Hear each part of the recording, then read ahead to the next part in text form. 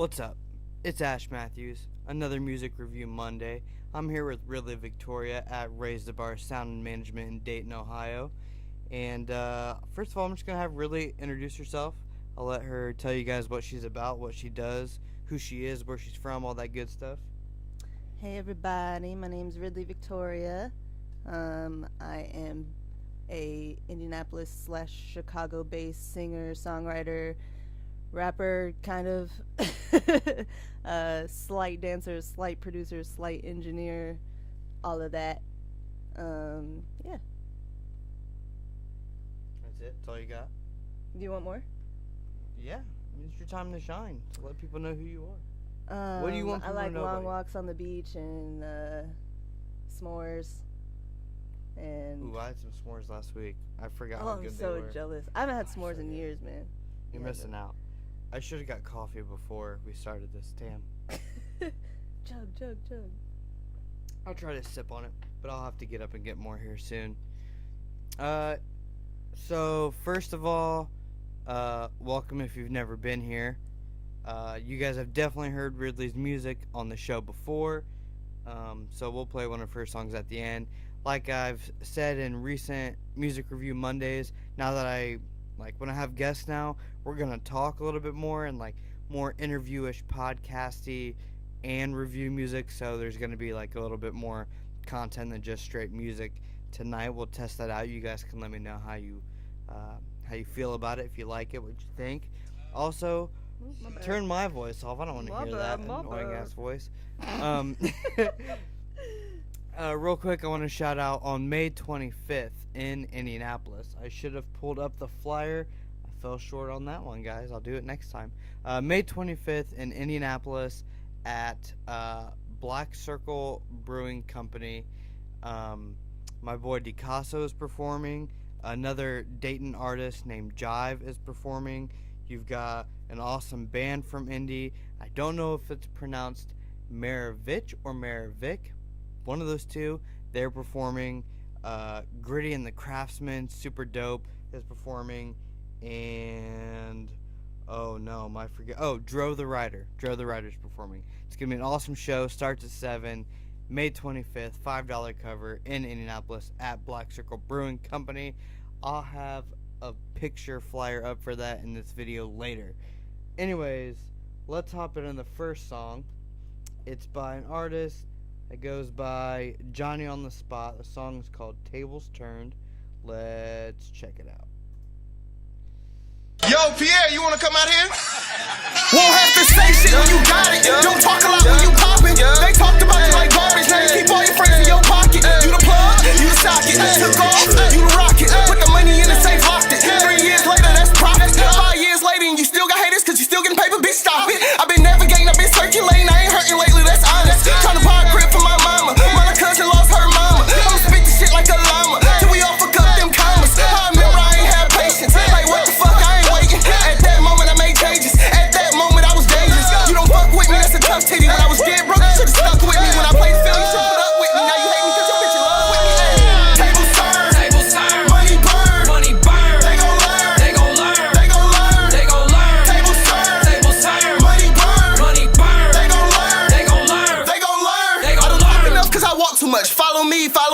Yeah. I show you where to go, show you where to be, show you how to grow, show you how to lead. That bitch you thinking about got dick up in her mouth, so get up out of your feelings right now. Always smoking loud, they tell me quiet down. Johnny piped up, keep on lighting up. Turn this nightclub into a fight club. Turn your bitch out and now she like drugs. Well, I'm my real friends, I don't have none. I just have guns, I don't have fun. Keep a calculator, gotta add it up. Like I devastate until you had it rough. You ever had it tough, you cannot slack, bro. You gotta put in work like you fixing stuff. Tables turn, money burn, they gon' learn, they gon' learn, they gon' learn, they gon' learn. Tables turn, money burn, they gon' learn, they gon' learn, they gon' learn, they gon' learn. Tables turn, money burn, they gon' learn, they gon' learn, they gon' learn, they gon' learn. My real name is Nick. My real name is Nick. Me, myself, and I, we had meetings on how to turn the tables like bad meetings. Independent Ice Cube, trying to save myself the bad meetings. Hard work, sowing, cash reaping. He who be with dragons speaking, clash with beats while blasting heat. Trying to turn my cash from last year into cash a week. Look, you are what you eat, but I'll turn you into what maggots eat. Do not disaster seek with your majesty. They gon' learn, I'ma educate them. They gon' burn, I'ma desecrate them. Somebody from the nap gon' blow, I'ma self-detonate me. Don't take it personal, it's destined, baby. Yeah, tables turn, my real name is Money Burn. Yeah, Tables turn, tables turn, money burn. money burn. They gon' learn, They gon' learn, they gon' learn. they gon' learn. Tables turn, Tables turn, money burn. money burn. They gon' learn, They gon' learn, they gon' learn. they gon' learn. Tables turn, Tables turn, money burn. money burn. They gon' learn, They gon' learn. Yeah, that was Johnny on the Spot with Tables Turn. First off the back, I like the hook a lot, and I like how they treated it with the panning and how he delivered it. So the hook was like kind of catchy and caught me. I like the enthusiasm in the delivery, and I think the featured verse was way better than Yeah. the other verses, both in tone and Delivery. delivery and everything. The whole time there was something in the mix that was just like everything felt really chaotic. It was like fatiguing to listen to, and it was like some of the high end was just a bit like needed tamed, but then the more I listened, it was like it's like the beat wasn't mixed very well. The beat has a lot of information going on in like the vocal range, so with the vocal, him doing that higher pitch type of vocal with like a lot of energy and the beat having a lot of information right there, it was all like cluttered up in like the mid high end, and then like the mid low end where I don't like know if the vocals the were like solos. too bright or like. If I would say they were too bright. You said they were. I would say they were. Or like I just felt like the vocals were kind of out of tune with the production. Like with it the was beat. just like, for me it was just like, man, how do I want to describe it? I felt like the vocals were a little under volume wise, and they were a little under. I don't. What's the word I'm looking for? Like the frequency. Like it just felt like they didn't. It didn't match up. But it wasn't. needed like some more low end, some more body, some more like Yeah. chest. Like you wanted to hear it from the chest, but it was like all up in the ear Right. and throat type. Not in his delivery, but in like how it sounds. That's Yeah. the only way I can describe it. It wasn't full enough. It tasted, it it sounded the way that ice cold water feels instead of like warm coffee. And I like warm coffee Apparently. or room temperature coffee. But yeah, I actually liked the beat. I thought it was like thought it was very inclusive. There were like a few little instruments in there that added some like spice to it. Yeah. Like you said, the beat wasn't mixed the best, but I thought the beat itself was mixed better than the vocals were. I would agree. But I do have to give them kudos on how they did that hook. Like Yeah, how the they hook was mixed nice, yeah. how they mixed the hook, not in terms of like blending the vocals, but how they treated it in terms of how they panted it and layered it and everything. Yeah. I like that. And like you said, I liked the feature a lot. That was cool. That verse was cool. I think overall the song just it lacked something that really like drew me in. Made it like pop. Yeah. I don't know if it was the mix or his verses. One of those two. I don't know, when you have like a really catchy, like cool hook like that, I feel like you gotta come through with the verses Yeah. equally, or sometimes more, like make Or it even even more more so. interesting, Yeah. than the hook is.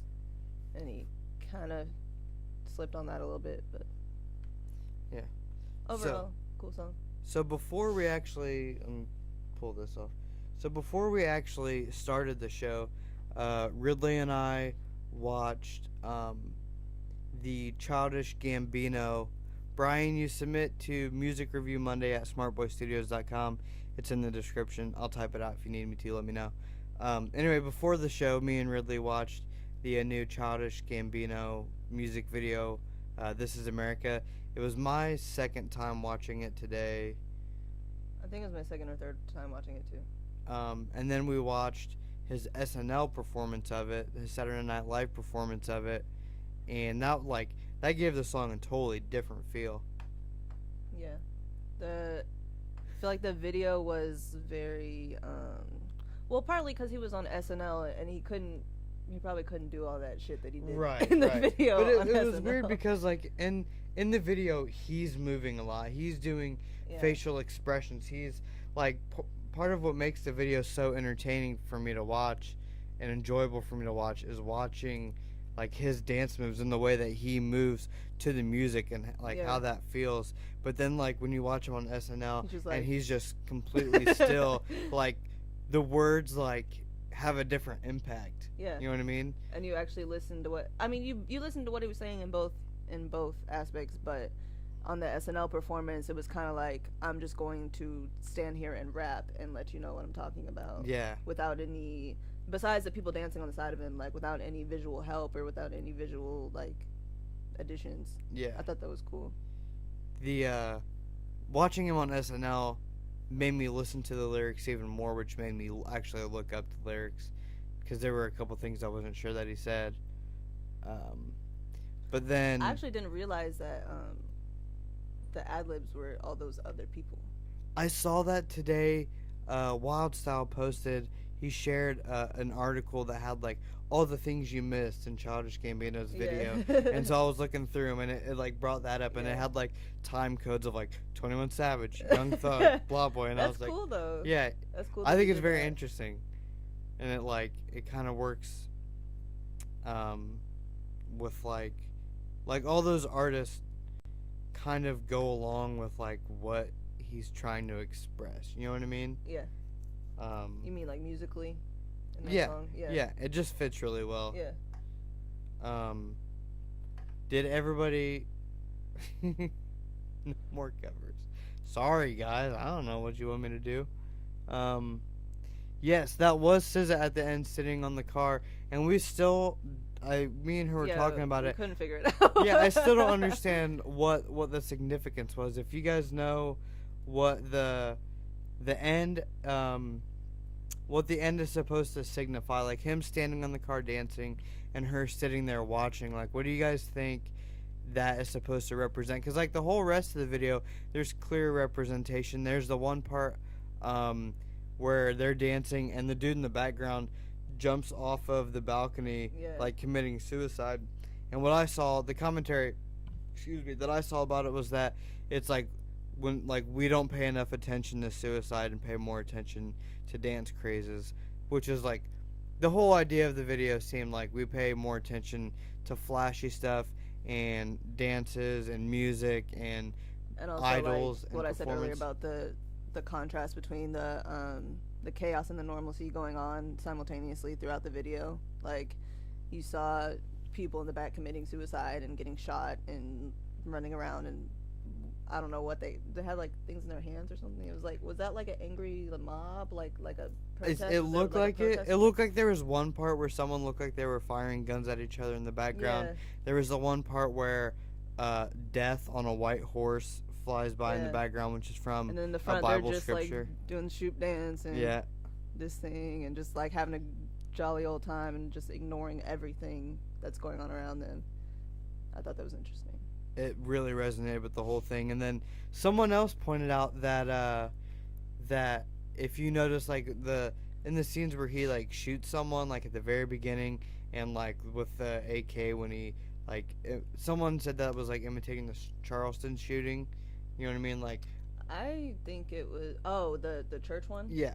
Oh, okay. Yeah. Yeah, that makes sense. And they were saying that if you like kind of pay attention, they treat the guns better than they treat like the victims or the people, like the other people, because he got like someone brought him the gun and was like holding a red thing, and then he like laid the gun on like this red velvet like thing. To me, that was more so like they were saying that like a weapon like that is very powerful, not just physically, but like the symbolism of a gun Right. is very like potent, like it's very powerful, like it speaks volumes. That's what I took from that when they just like handed him the gun and then he was like psh. Allie Buckets, is it Ollie or Allie? I know I always go back and forth. I'm pretty sure it's Ollie. I'm gonna go with Ollie. Ollie Buckets says, I think he was just showing his clout low-key, like he thinks highly of himself and he's starting to show it more. I'm assuming he's talking about like him the dancing. features? I'm thinking he's talking about him dancing on the. Or is he talking about the features? I thought he was talking about him like dancing on the car, but maybe the features kind of sound like that makes more sense. Like he's got clout to get those features, so he's like showing it off. People up top was people up top were recording the dude jumping off. Oh, I didn't even catch that. Wait, who was Trayvon Martin's dad? He heard. Wait, I don't know. the dude sitting with the guitar. Or somebody else. Let us know who you heard was Trayvon Martin's dad. But yeah, it was just interesting to see like all the chaos of the video, and like you have to watch it like several times to like catch all the little things. Man Other that man that got shot. Yeah. Like you have to watch it several times to catch all those little details, and there's so much going on, and like watching it like pumps up your energy. Like I always like as soon as it comes on, I start to get energy. Like the combination of the bass plus like the weird like modern trap sound mixed with like a weird African sort of thing going on. Plus there's like hella visuals in the background. Like it's just a really plus his the way dancing, his like facial expressions that he's doing and the way he's moving. It's just visually pleasing. Yeah. And I mean, and then contrast that with the SNL performance where it's very dark and simple and still, and then like I don't know, if you've watched the video, watch it again, and then if you haven't seen him do SNL, go watch that, and then come back to this video. Go watch that after this video, and then come back to this video and leave a comment about it. Yes, the features and the appearances of people he didn't put notice on. And it low-key sounded like Young Thug at certain parts. From what I understand, there are, the Young Thug, 21 Savage. I wish I still had the page up. Block Boy. There's like several different people that, Young Thug's at the very end. That outro is apparently Young Thug, according to Genius.com. And there's 21 Savage.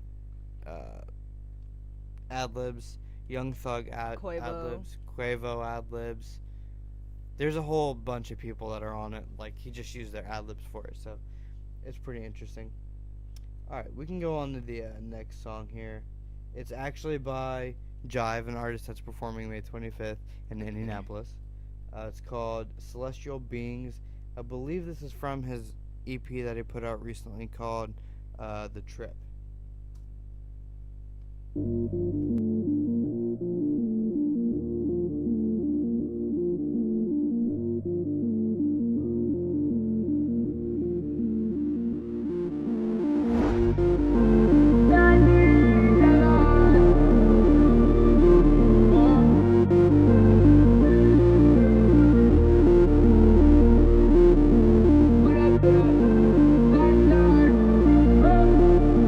Taylor about the fucking flex.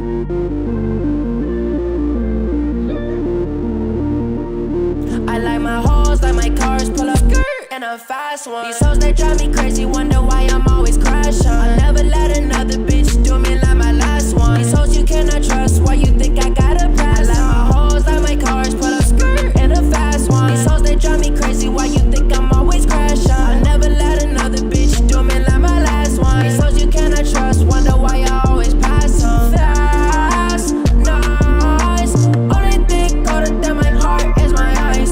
Now you ain't the one, it was fun for the night. Fucked up once and tryna do it twice now. I just live my life, pop a pill, I'm out of sight. Diamonds different size, hoes intentions in the sky.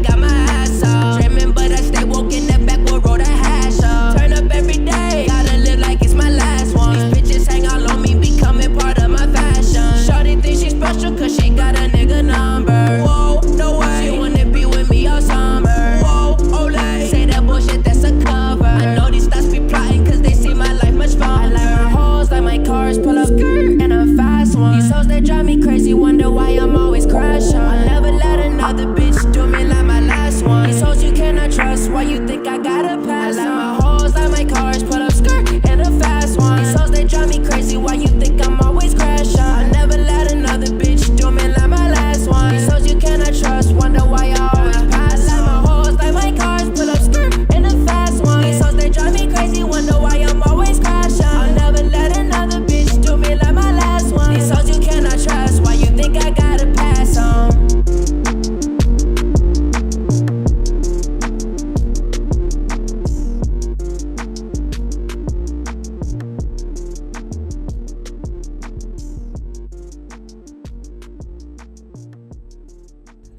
So if you dig that track, then you can come out and see Jive in Indianapolis May 25th at Black Circle Brewing Company. Also, he has a show in Dayton on May 13th at Blind Bob's. It's a Sunday, so if you're in the Dayton area, you can come out and check that out. To me, Jive has like a very like trendy sound of like very relevant sound of like what's hot right now. And although like the way that he has his vocals mixed is probably not the way that I would have done it, I think it kind of works. I do think they're a little bit buried by the beat on that one, but like he's got a style with it, so it kind of makes sense for me. Yeah, the only I like the song a lot. Really, the only two critiques I had was that the vocals were volumized under the beat again. I'm just a person who gravitates toward louder vocals, period, like with anything, but not like super loud. Not like, in your fucking right, face, but yeah. like just that nice balance between the beat and the vocals. So I think that could have been improved a little more. And also my other critique was just that he kind of sounds like 4 people that are already out right now. Yeah. But I mean that's like a bittersweet thing, you know what I mean, to have a really relevant sound, I guess. You have to be careful with that though, cause like that's an equation for falling off really fast. If you don't evolve with it. Right. Right. Which is the biggest key. If you're gonna try to come into the game with a really relevant, trendy, hot sound, that means that you have to have the ability to evolve with that hot sound. Whatever, you have to kind of anticipate what's coming next and be able to be good enough to kind of ride that wave into the next sound. You know what I mean? Or get enough notoriety from that sound and then create your own sound, and if it's good enough, that gets hot. Yeah. But that's more of a gamble, you know what I mean? Eddie Blake was talking about giving, like having people on your team to give honest feedback and like good feedback, not just having like yes men. And I feel like people that fall off are the people that have yes men, where like, you know, if Jive is surrounded by yes men, I don't know that he is, but if he is, then it could easily be one of those things where like he could get a lot of attention from having this trendy sound, and then as things start to change, if he doesn't change with it and he asks his people that he's working with if it sounds good and they just say yes because he's got like some notoriety now or whatever, then like that's how he's gonna fall off. Yeah. Do you want to like go more into that about what Eddie commented? Yeah. I feel like it's really, really, really important to tell, especially your friends, people who are supposed to be your friends, that if the song sucks, you don't have to say this sucks, but tell them that it can be improved. Tell them what they can improve on. Be specific. Be helpful. You know, unless if it's just like freaking garbage, and then that's another story, and you know, deal with that how you will. Yeah, But I mean, if you hear a track, especially from someone who you're supposed to be like looking out for, supporting, and it's just not up to par, it's not where it can be, like you can make a lot of difference. Like just saying like, hey, this should be like this, or hey, this should be louder, or this should be less, you know, bright, or whatever the case may be. Like just help your friends out and help random people out too. Like it gets a little trickier with people you don't know. And I feel like there are artists that have artist friends, and artists that have like just friends. You know what I mean? Yeah. Like friends that are like they're your friends, but they're also fans because they're your friends. And a lot of times those people You mean end up friends being who those don't do yeah, friends music, that don't yeah. they don't do music. They're just like you played soccer with them in high school or you work with them or whatever, you know what I mean, like at your day job. And it's good. It's ideal to get feedback from those people too, because Yes, those very people much are so. the kind of people that's going to end up being your consumers, and Yes. those are the people who are going to give you money. They may not be able to give you like super detailed feedback like Right. oh, I don't like the way you delivered that verse on right there, like that But line you about have to this, appeal to like people who don't know music as well. right. So when they give you feedback and they're just like, man, I wasn't feeling that second verse that you did, like I don't know, I just didn't like it. Yeah. They may not be able to tell you why they didn't like it, but that should be enough for you to go back and listen and figure out like what's how can I missing, improve yeah. on this. And what was I gonna say? So yeah, I feel like it's important to have friends that are fans that like will be honest with you. Yeah. But then at the same time, you want to have friends that are artists that will also be honest with you. And this is something that somebody else commented something about in the post that I had earlier about maintaining good relationships with other people and having healthy competition in terms of like, if you're an artist and I'm an artist, I want to help you make better music. Like I want your music to be better, but I'm also want to make better music than you. You know what I mean? I want to be a better But it performer. doesn't have to be but like yeah. fuck you, like you're fucking trash, like just so you can support people and compete with them at the same time. It's Yeah. possible. Yes, I don't understand why so many people don't get that. Let me check out some comments real quick. One thing I will say is there are some out there who aren't receptive to criticism, but I do agree. That's very true. Some people aren't receptive to criticism, and I mean, in the long run, if you're not receptive to criticism, if you take all criticism as a shot because your ego is that sensitive, then you already don't have what it takes. Like that's just honest.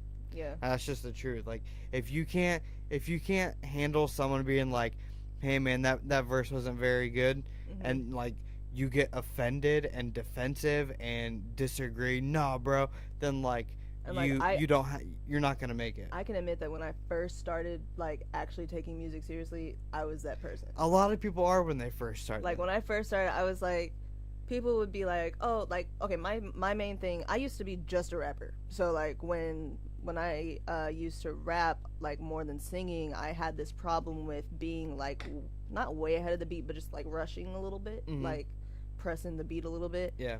And like everyone told me it, and I just was not trying to listen. Like they all said the same thing. Like they were like, hey, you're a little in front of the beat, just like get in that pocket a little more. Yeah, slow down and get in the pocket. And I would always come up with some bullshit excuse like, no, I meant to do that, or like you know. Yeah. But like luckily, I mean, we can all still work on that more. Yeah. You know, being more acceptive of criticism. But luckily, I've gotten way better with that.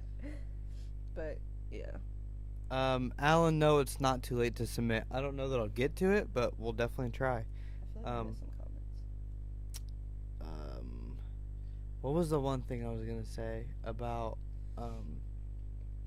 criticism? Oh, like not only just like criticism, but being open to other people's ideas. Yeah. Like, I've worked with people before where like I want them to try something, like just try it. Like it's like a mix between like it wasn't my idea, so I don't want to do it, and Pride. I don't want to step out of my comfort zone. It's like a mix of those two things, and it's like you have to be open to trying things that you didn't think of that aren't your idea, and step out of your comfort zone, because like sometimes it works really well, sometimes it doesn't, and I'm like, ah, man, okay, that didn't work, let's move on. But a lot of people don't realize that when you get into the higher ranks of the industry, you're going to have more helping hands, and Yeah. you're going to need those helping hands. yeah, And you're going to want them. Like you're not going to push them away anymore because you're just going to be so busy doing shows and tours and all this shit, and like you're going to need help writing a song. That doesn't mean that somebody has to write a whole song for you, but Right. you're probably gonna have writers, meaning people who contribute to the writing, not people who ghostwrite for you necessarily. But you have to accept that help. You have to like be willing to be open to Like I've been in the studio where someone's just like, "What's another word for this?" Or like, "What like Yeah, what's like- another word for this that kind of means this?" And like I'll just start spitting out words, and maybe one of them sticks, maybe not. It doesn't matter. But like in the industry, collaborative like I effort. could then like I now get my cut as a writer. Yeah. You know what I mean? I could fight for that if I want to, do that, and if I'm in the room. But like, yeah, when you get to that level, you're in the studio with so many people. Yeah. They're all hands on deck, and you should be open to having all that. That's why when I'm around artists that talk about, like, I talked about this morning in a rant, but like artists that boast about doing it all themselves, I'm just like, you're like, why would you not want other hands? Like, yeah, you Yeah. can do it all yourself, but like, why not have people that Yeah, are make it the really best it can good be. and make it the best it can be? I won't ever understand that. It's a But smart girl in the smart boy See, studio. right on, DJ. Yeah, that's pretty good. Let's go on to another song. Talk about something for like 30 seconds. I deliver pizzas, and sometimes it's fun and sometimes it's trash. I never get tipped. It's fucking retarded. Do you like pizza, Jordan? Pizza gives me heartburn. Oh, my bad. Okay. I like it, but I don't eat it often because it gives me really bad like heartburn or acid reflux. I just work with pizza every day, so that's all I smell, so that's all I want sometimes. It's weird. And I feel like I would be like that if I worked at Taco Bell. I love Taco Bell. Alright, this next track is by Sir Scoots. It's called Secret, featuring, I don't know how to pronounce it, Mijay. I don't know. I know Sir Scoots has been working with a producer in Colombia, so it's got a bit of that type of flavor to it, right? This is a song on his upcoming mixtape. The producer is in Colombia finishing up the tracks. He just wants to see what everyone thinks about it. So let's check it out and let him know what we think.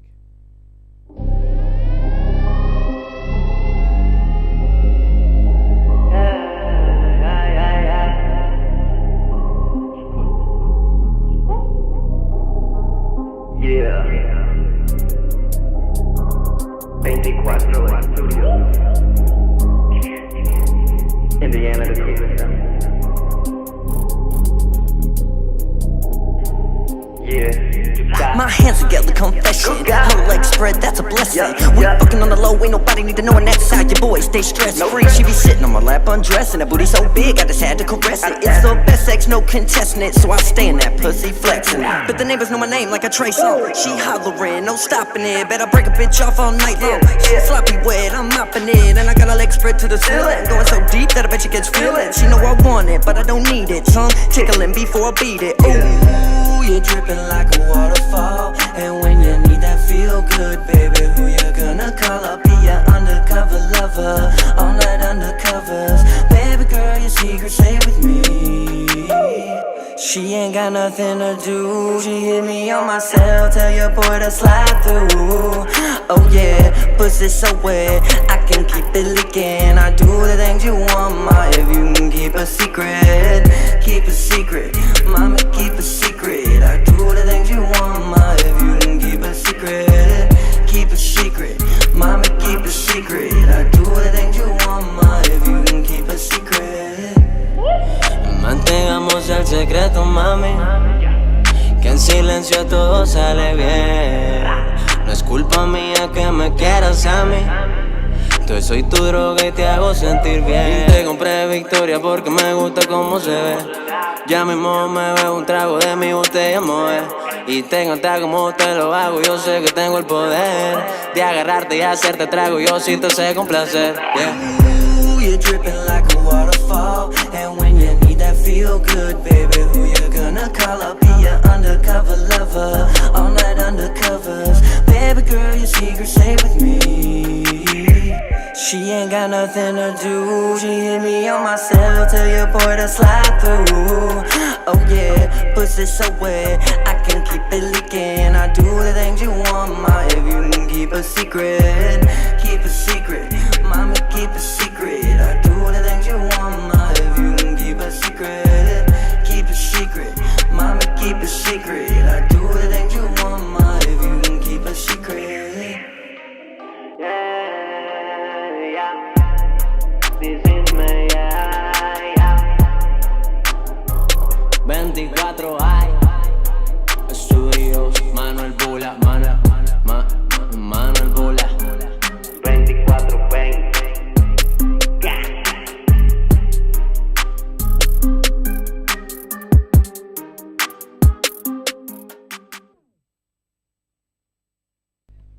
I really like the production on that. Yeah, I really like that beat. Yeah, that's like it sounds like an industry beat. Like it Right. sounds big and really nice and professional. I would say though, there's like a lot of low end on the beat, which is cool because it like rattles some shit. Mhm. But it could be like a little tighter if they So you can rounded hear it the off. rest of Right. The rest of it. Right. Yeah. If they rounded it off like a real sharp, not brick wall, but like a real I can't think of the word right now. Like a real high ratio round off down at like 35 to 40 hertz just to cut the real low end stuff out.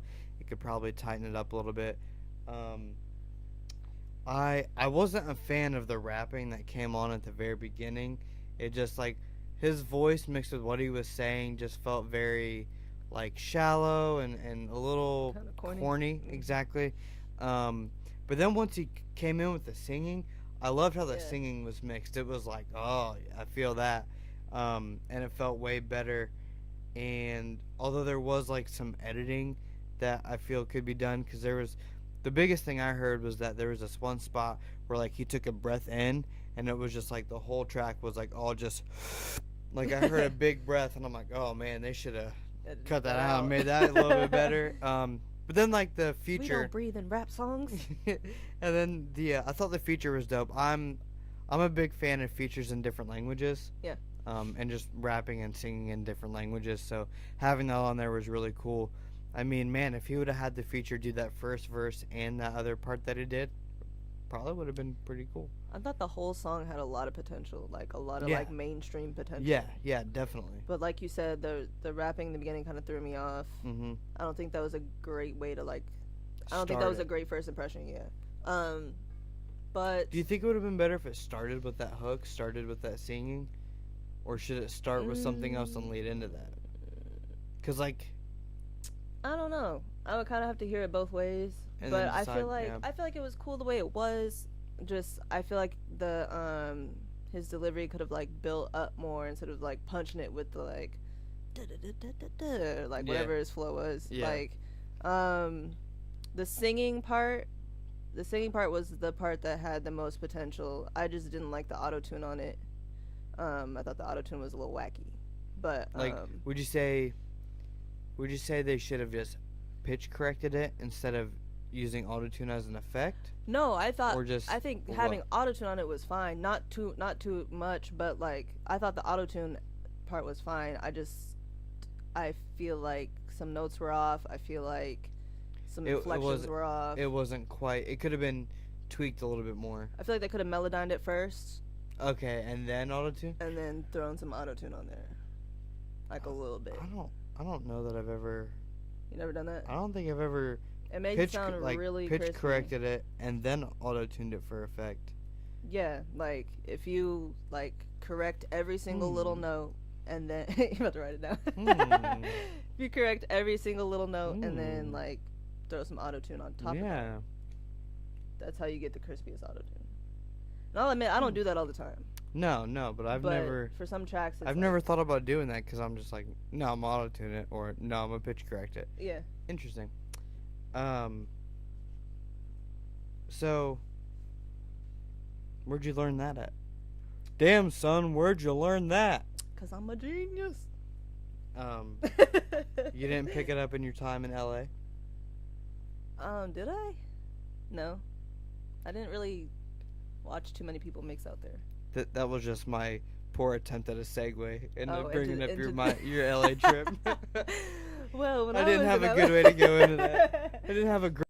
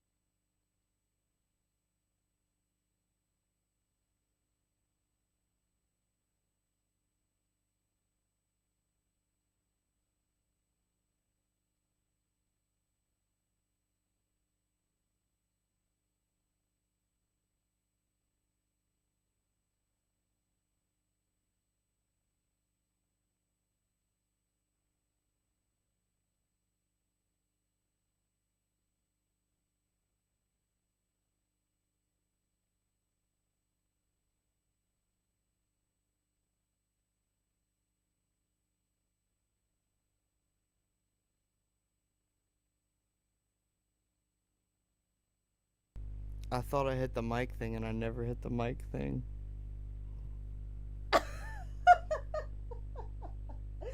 Jordan.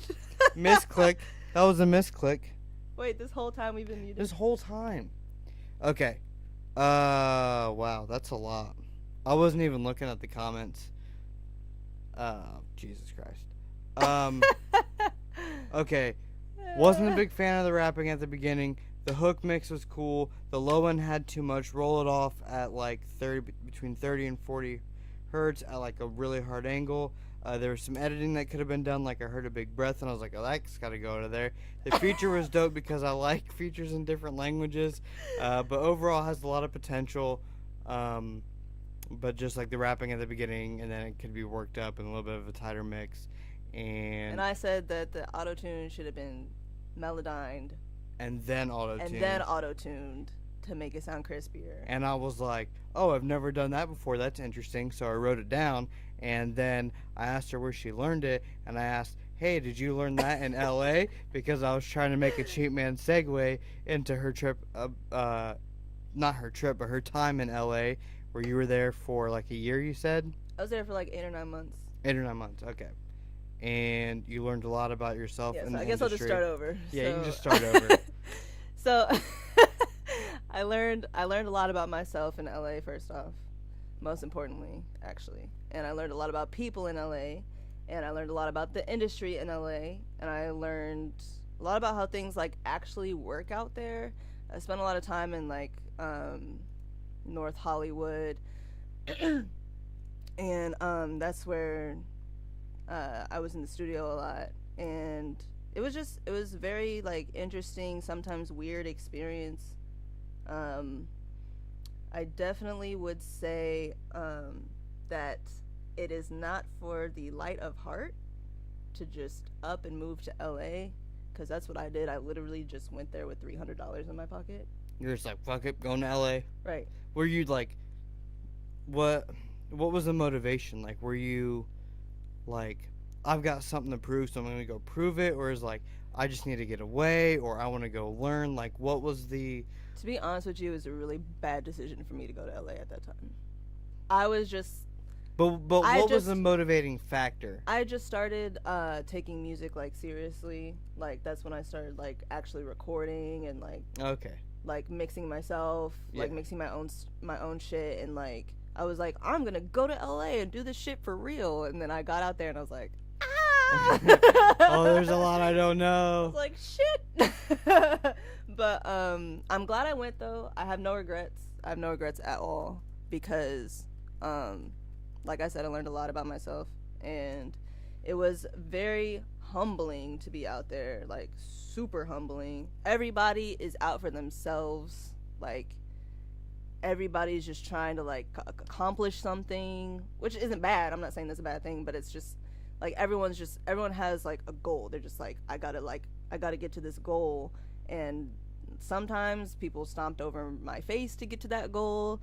So I saw other people's faces get stomped over for other people's goals. Like it's crazy. It's like a crazy environment. Did the people that did the stomping, whether to you, Ollie Buckets, why are you calling right now? Why are you calling right now? What? What? We read your comment. You're watching the show. What are you gonna? How are you? Anyway, good God. called me. Yeah, watching the show. I'm gonna call into the show, guys. Put me on speakerphone. I got something to say. No, but okay. So the people that did the stomping, were you there long enough to see, like, where they got to? Like, did their stomping help them, or did it come around? Like, did the karma come around? Like, I had a friend out there that it was a girl, and she's a singer, and she's actually signed to like an indie label. And it was just like weird and interesting to watch the process, because I just thought it was so cool that she was signed, and I was like, I was super naive. I was how like, long ago was this? I was like 20, so it was like how long ago was 3.5 years ago. Oh. So I Yeah. turned 21 in LA. Okay, cool. Oh, So- that sounds fun. No, I didn't do shit. Oh. But yeah, so I thought it was so cool that she was signed. I thought that I was like super behind and I wasn't doing shit with my life, and she was just this big like star or whatever. And like I literally like 3 or 4 months ago, I like searched her name, like her artist name. I was looking for her music, and she like changed her artist name.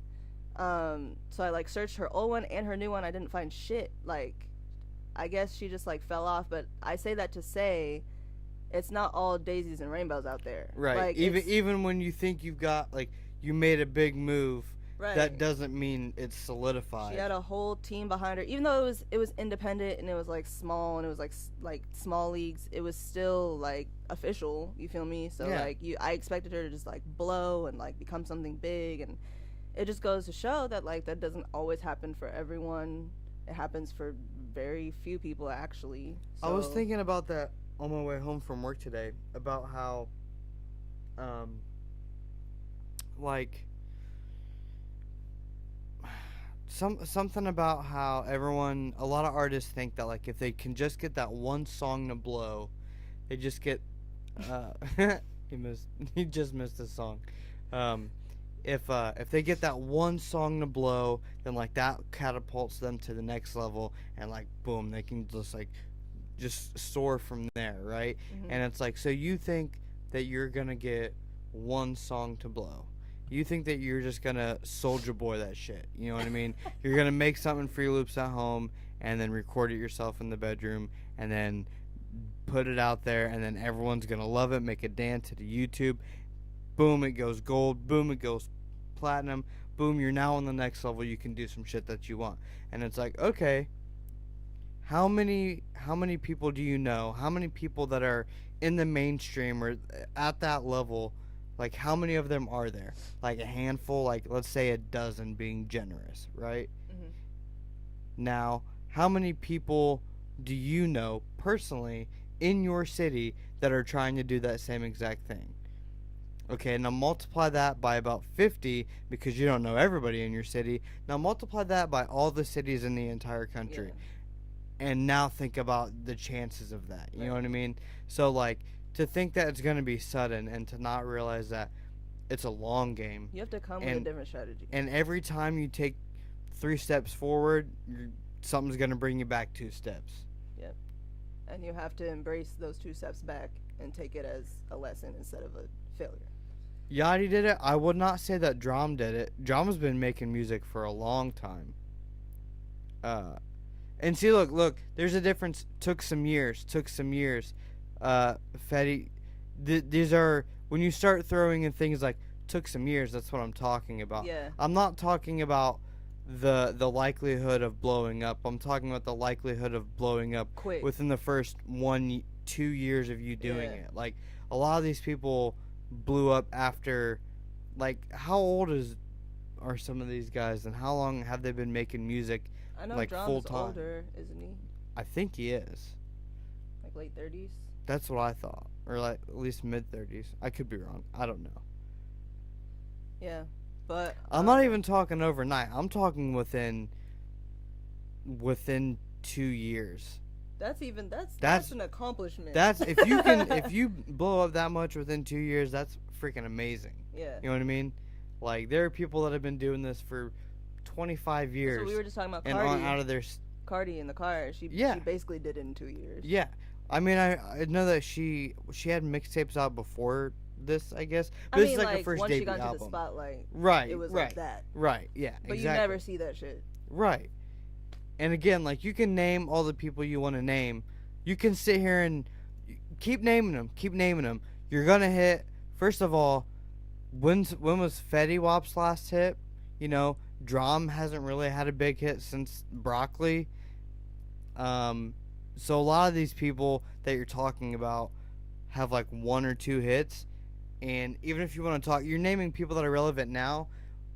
What about all the people that blew up overnight or that quickly that aren't around? Yeah, you gotta think You know what about I mean? longevity. And again, it doesn't matter. My whole point of this was you can sit here and name 20 people. That's 20 out of the 20 million that are trying to do it. Yeah. So, like, to go all in, to play, you don't just play all in on every hand. You know what I mean? That's how you run out of all of your money. You play the odds. Yeah. You play the long game. You build up wealth over time. You don't hit the lottery. Anyway. Yeah, I was super naive when I went to LA. I was just like, I'm gonna go to LA and blow up and be a star. And everyone. That's the dream, though. Yeah, but I mean, it's super unrealistic, and everyone there But- was trying to tell me, like, you know, it takes time, and I just didn't want to listen. But you went out there and you learned a lot, didn't you? Oh yeah, that was like from that like 8 or 9 months or however long I was out there. That was, I think I grew the most in that time period. That was like the most growth I've had in my life. All right, we're gonna get back to another review. This is K Shaw. It's called Skate Boys.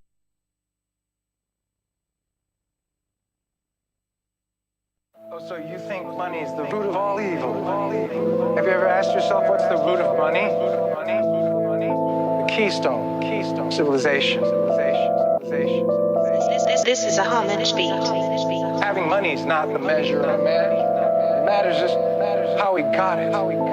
If he produced it by creating value, money is a token of honor. Don't care about the damage, I'm painting on a canvas. So when my team be eating, we all have to mind our manners. Boy, I'm always dropping hammers, every line unique. One time for the people that be hating on mystique. Yeah, I keep them so curious, I spit it so damn furious. 3.5 in the hour, I'm feeling so delirious. It's all about that work, sweat stains in my shirt. I gotta go hard, so familiar never hurt. This is real life, boy, I don't do it for the glamour. It all started off just to get me out the slammer. This ain't never been a hobby, guess it's always been the key to keep me from the struggle. I just wanna be free. I could see sunny days through my $15 shades. My future is so bright while y'all living in the gray. Okay, babe, let me take you out to eat. Then we going to the spot, I'ma sweep you off your feet.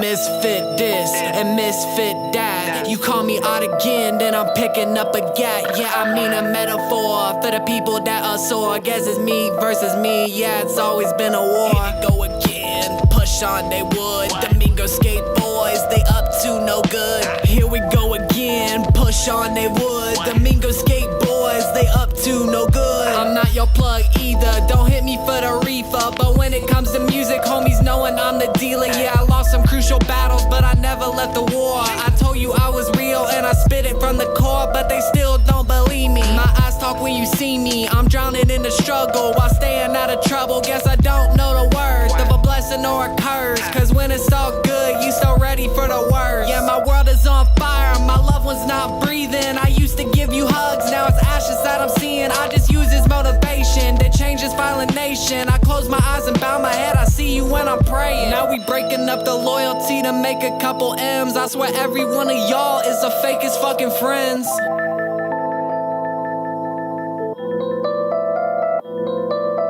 Here they go again, push on they would. Domingo skate boys, they up to no good. Here they go again, push on they would. Domingo skate boys, they up to no good.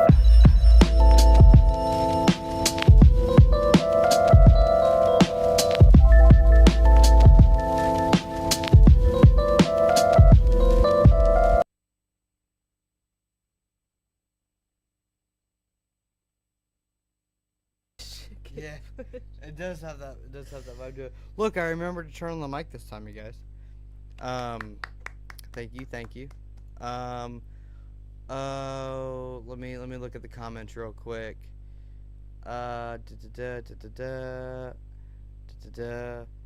Wild Style said those highs are ringing like hell. He's completely right. Too much brightness, too much high end.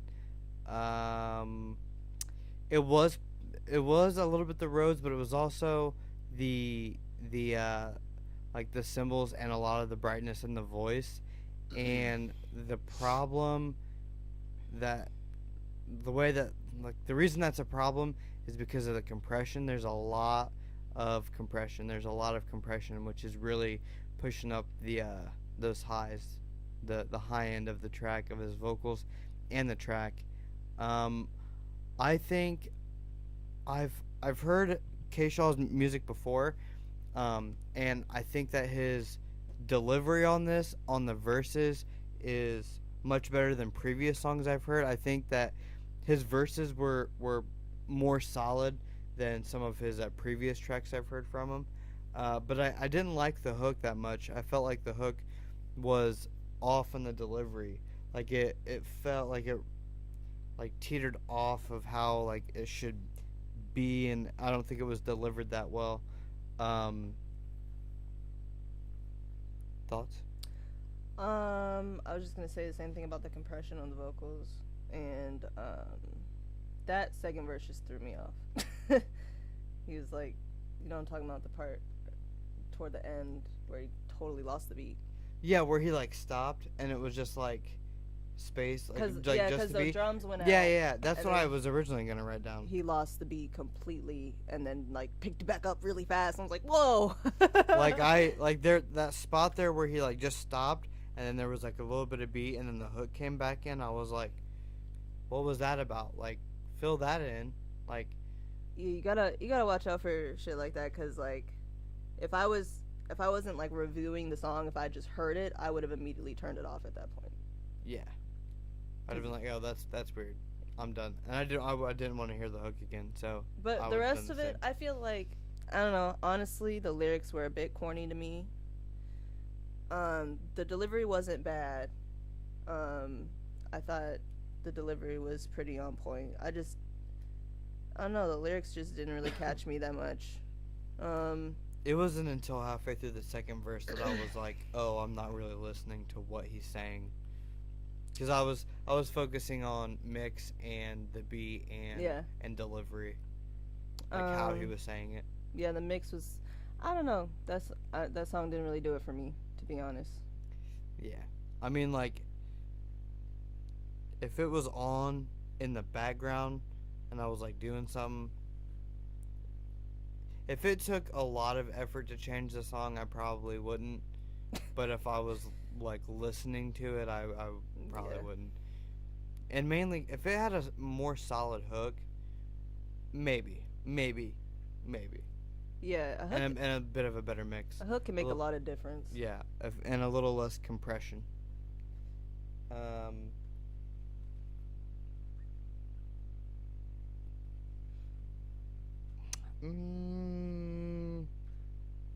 So, okay.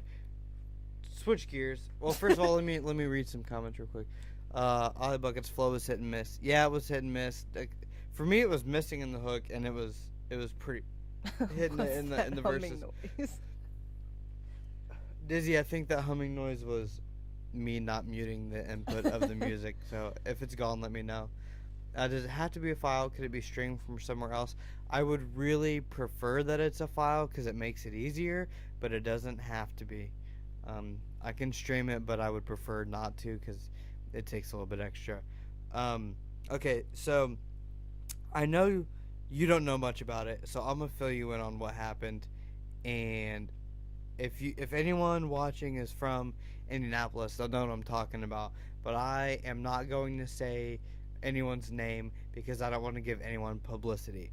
But there's a certain person that came into Indianapolis's rap and hip hop scene claiming big things and claiming real big things, and just being very dismissive of everyone that wanted to disagree or ask for accolade, ask for, to prove it or whatever. And he eventually started giving people music, right? To check out. And I listened to it. He gave me some of the music. And I was like, this is pretty good music. It needs a better mix for damn sure, and a little bit of extra production value, but like he can make some good music. There's potential here. I'm excited to see what he can do. But I didn't like how he came into the scene with his whole like his marketing tactic was very aggressive and abrasive. Well, the latest news is that this person had a Facebook post where they said, if you're on my friends list and you didn't buy my album, I'm unfriending you. And he went through, and because he had CDs for sale for like $5, I guess, and he went through and unfriended everyone on his friends list that didn't buy his album. And someone was even like, bro, I stream, like, this is what I pay Spotify for, like, I'm not gonna buy it, like, this is you know what I mean? But it was just, that became the whole talk of Indianapolis, because dude was like, that's not how you go about marketing yourself. Everyone that didn't buy your album, you're gonna unfriend them. Like, those people are obviously not fans, and everyone that's talked about it are no longer your fans. I don't even know what to say to that. Right? Like, I'm trying to think, like, to be so dismissive of everyone that isn't a fan yet. You know what I mean? All I'm gonna say Like, is some people just aren't cut out for this shit. And by that, I'm not talking about talent. I'm not talking about music. I'm talking about the mindset. yes. And Like, the attitude and how to maneuver things, right? yeah, and I'm not saying that I'm perfect. I'm not saying that anybody else is perfect. I'm not saying that people all around the board aren't fucked up. I'm just saying that's not the way to go about things. And some people just don't know how to like express themselves the way they should express themselves. Like, if you want to be confident, if you want to be like, You can. There's nothing wrong with being nothing confident. wrong with that at all. Like, you just want to throw a quick like, hey, I challenge someone to, that's cool. But like 5 times a day on Facebook, like, I'm the best of the now. This dude would literally just every place he could go, he would hashtag that. Best rapper in Naptown. Best rapper in Indianapolis. I don't And even it know. became a meme. Like, other people started, like, It's a tender dick. and the reason that I bring this up, the reason that I bring this whole thing up, is that someone released a diss track to said artist that I'm talking about. I want to find you it. play I can pull it up. Hold on. Because someone wanted me to review it. I'm probably not going to review it, but I might play it because I haven't heard it yet. And I really, really want to hear it. It's going to take me a minute, though. My goodness. Shoot. I'll find it. But yeah, you can't, like, and it makes me so upset because, like, he had potential, you know? I heard like I mean, one his of, music has potential. Yeah, His personality, not really. I but heard like one of his songs, I think, and it wasn't horrible. It's like, it had room for improvement, but it wasn't like, yeah. I was like, okay, you're working with something. Well, okay, well, I'm trying to find that. I guess I'll go ahead and play another song. Oh, yeah. Okay, this is definitely what we're doing right now. Okay, let me pull up the thing that I need. So this song, I'm not even gonna, here, I'm just gonna copy what he sent me, and I'm just gonna put that on the screen.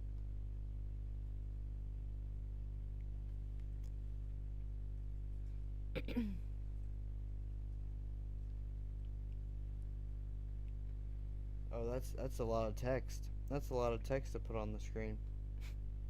Yeah, that's a lot. Fuck it. That's a lot.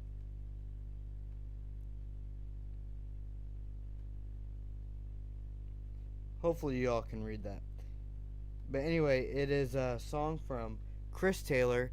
It's called Don't Break My Heart, Donnie Darko Part 2, featuring Switchblades, which is Mula Khan and Dose. I always say Dose.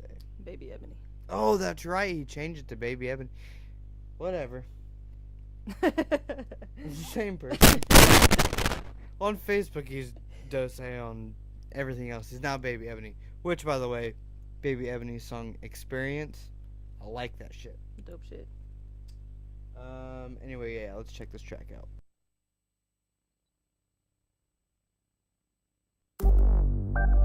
My nigga Delta in them pots. Electo.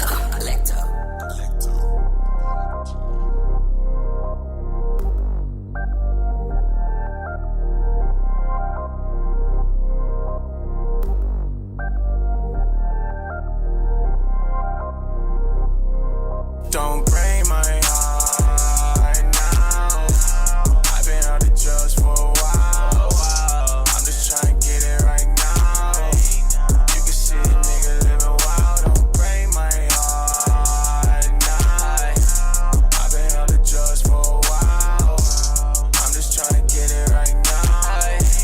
You can see a nigga living wild. Young Razor Ramon, cut that bitch off, raise his edge on a hoe. Blade on my chain, wear it everywhere I go.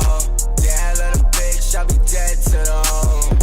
Yeah, I'll be dead to the hoe. On my soul, I got no soul. On my soul, on drugs unsold. On my soul, my heart turned cold. Yeah, right now. I've been on the drugs for a while. I'm just trying to get it right now. You can see a nigga living wild. Don't break my heart now. Right now, what? I've been on the drugs for a while. What? I'm just trying to get it right now.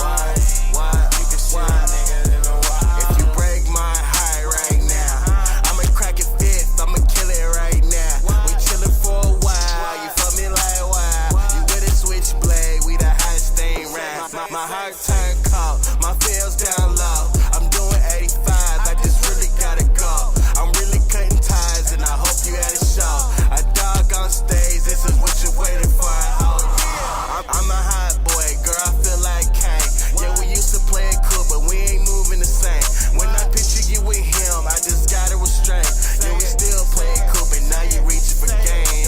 Dark night shine bright when I'm off the line. This might sound tight, but you made me frown. Put my heart on ice, leaving in the crowd. I'm finna set it off, tell me what it is now. Don't break my heart now. I've been on the drugs for a while. I'm just trying to get it right now. You can see a nigga living wild. Don't break my heart now. I've been on the drugs for a while. I'm just trying to get it right now. You can see a nigga living wild.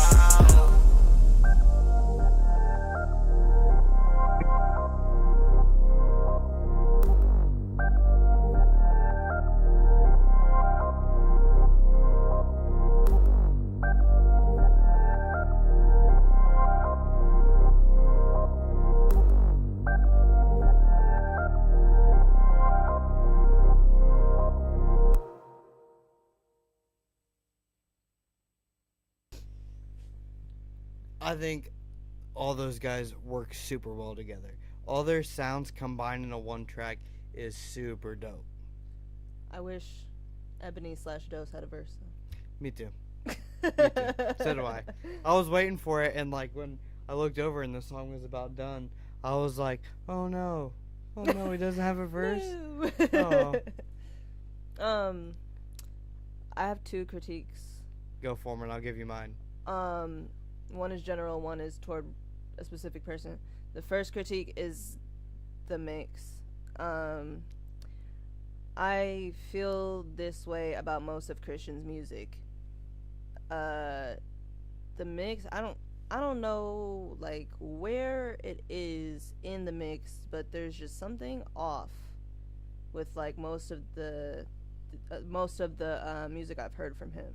And I don't know if it's like the compression, I don't know if it's the EQ, I don't know specifically what it is, but it just feels a little like fuzzy, like a little like too, I don't know. Do you get where I'm going? Help me. Like Yes.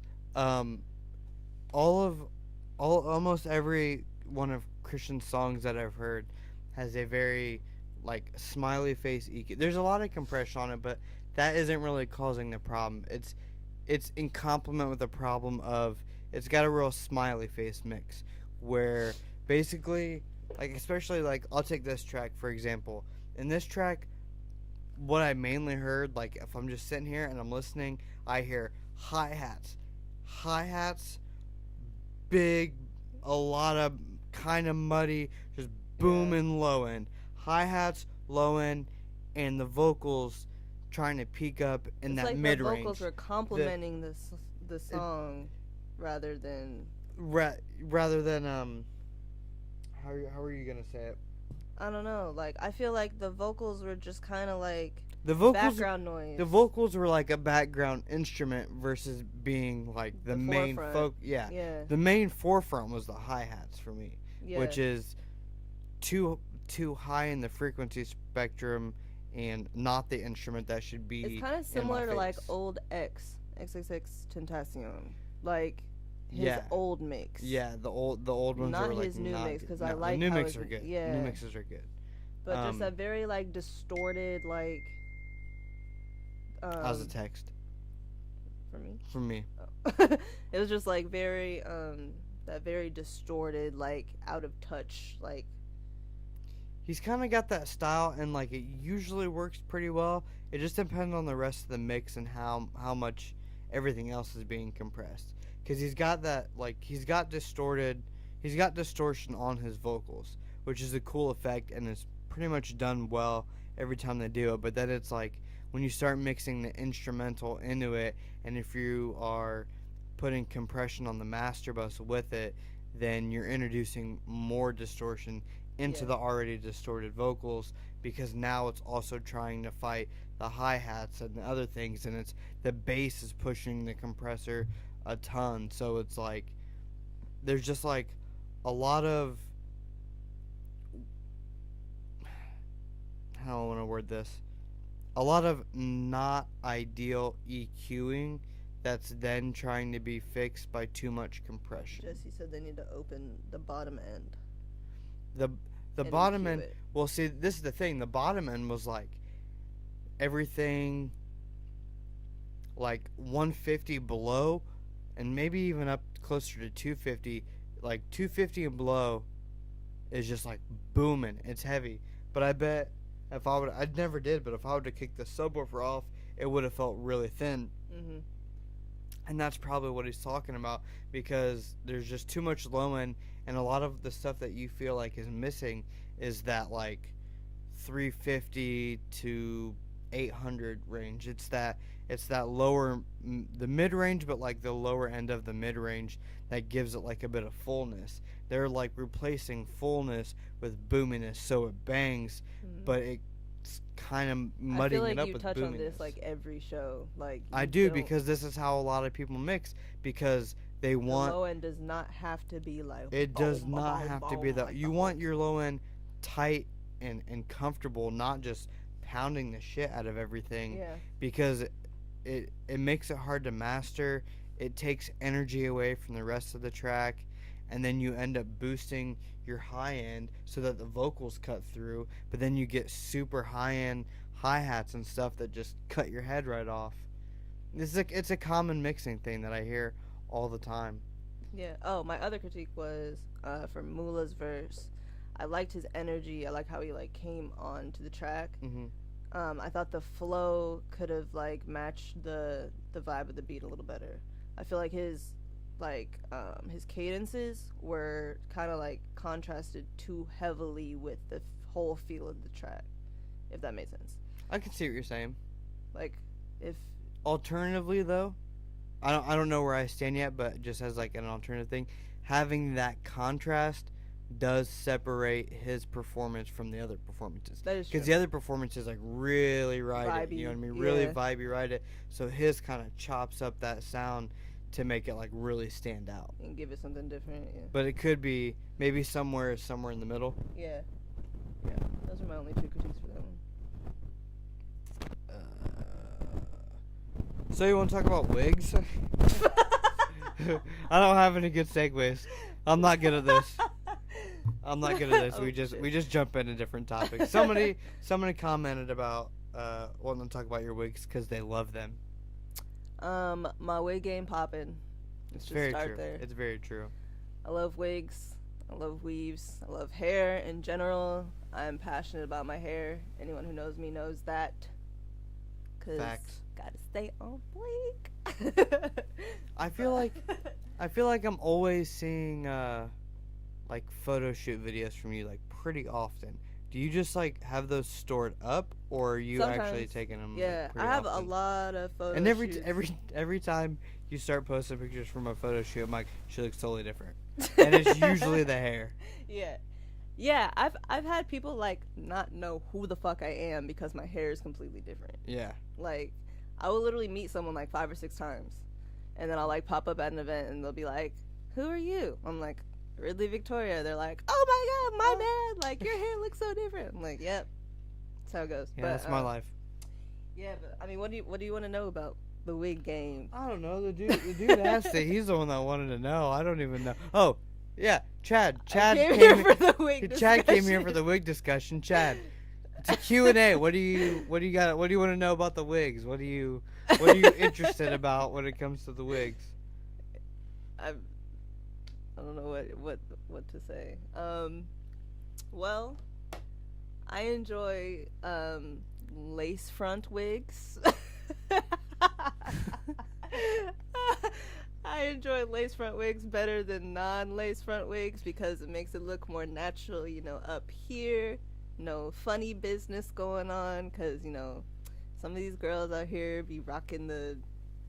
I don't even know what they're called. Like, it's the wigs that just, like... Okay, so I'm gonna, like, bend in closer. Do you see, like, the lace right here?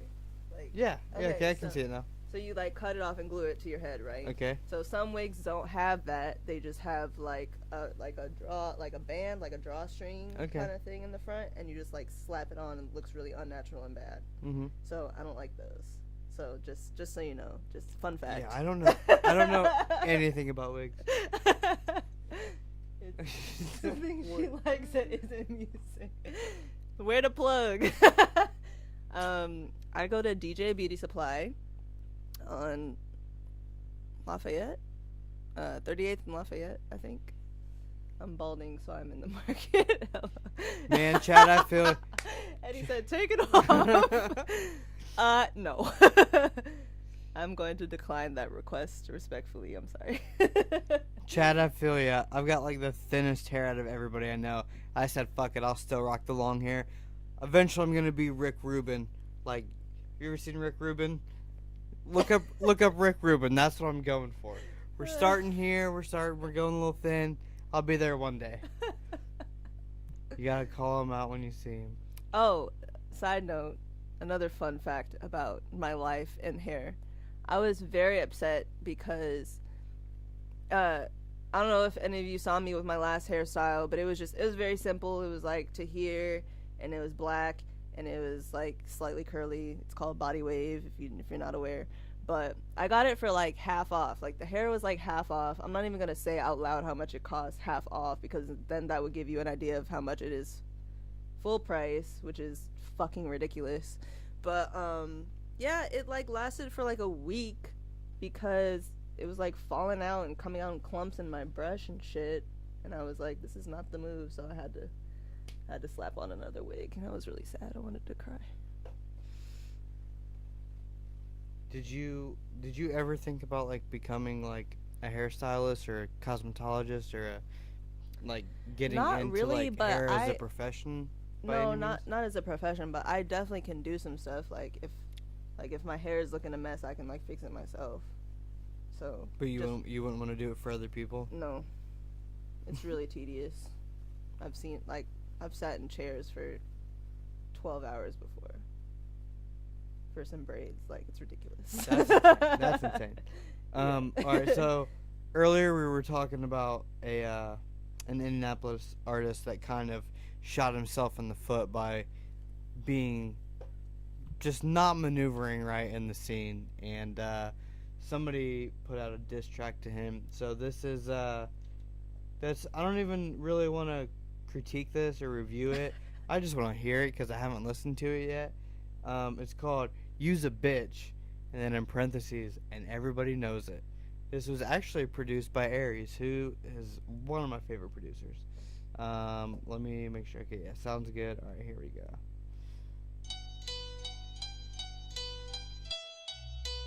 Hey, I've been waiting on somebody to try me. Hey, we tried to help you, bro. We tried to help you. That's why I be preaching unity, but people trying to fuck it up. We tried to help you. Lord, forgive him. For you know not what he do. Hey, use a bitch, use a bitch, use a bitch, use a bitch, use a bitch, use a bitch, and everybody knows it. Talking shit ain't a niche, even if you shit hit, goddamn it, use a bitch, and everybody knows it. Go ahead, make a fist, you a bitch. Probably switch it up quick, and everybody knows it. Use a bitch, wear your shit, you should probably cop a fit. Nice lips, use a bitch, and everybody knows it. Ooh, I killed a bitch just by swagging on them. Left them leaning like an accent on them. This a poor man Steph Curry. I mean a poor man's Steph Curry. He could eat a bag of dicks up like his chicken curry. I see you Dragon Ball Z and then I'm really worried. Ooh, this a poor man's sauce walker. A poor man's gunplay with no sauce on him. Yo, this a fake ass bitch boy Max B. All he missing is the facts and the stats B. Looking like he did his dad's ass, boy, yo. Looking like a bitch will whoop his ass, boy, yo. Just pay your homage, you getting murdered by a corny flow. I'm a nice guy, killing pussies gets me horny, though. I feel like Michael, that be Jordan or Corleone. Yeah, I flipped the script, don't get the story wrong. You little bitch, his real name, why I even worry? Nah, boy, that ain't Steph, that's just Steven Scurry. Ghost town, dead boy, you can never murk me. Boy, you looking like a pussy, I'ma leave you squirting. Go and pop that pussy, fix your bra strap. I ain't going back, but my bra strap. You'll hack a shack, cause you gon' break it if you clap it back. Better clap it back before I go back to back. Rap it tap. Use a bitch, use a bitch, use a bitch, use a bitch, use a bitch, use a bitch, and everybody sense it. Talking shit ain't a niche, even if you shit hit. God damn it, use a bitch, and everybody knows it. Go ahead, make a fist, you a bitch. Probably switch it up quick, and everybody notice. Use a bitch, where's your shit? God damn it, cop a fit. Nice nips, use a bitch, everybody knows it. Ooh, I see it, cause I wouldn't wanna be you, Stephen Curry, bro. You get barred up by a corny flow, bro. Next time you talk shit, you listen to my bars the right way when you try to quote them back to me. I ain't ever fucking nay-nayed in my life, bro. I ain't ever nay-nayed in my life. Fuck you, bro.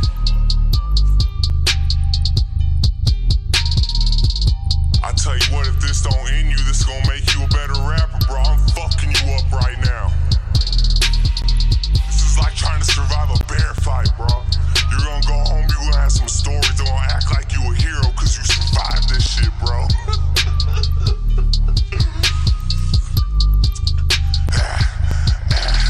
Bitch. I don't have words. I'm not gonna review it. All I have to say is wow. I'm just gonna let that be what it is. I ain't gonna say nothing. I'm just gonna move on to another song. That oh no. I'm just gonna move on to the next song. We'll talk with Ridley a little bit more after this song. They sent 3 songs. I don't know which one to choose. So this is How I Get Down by Laundry Room Troops.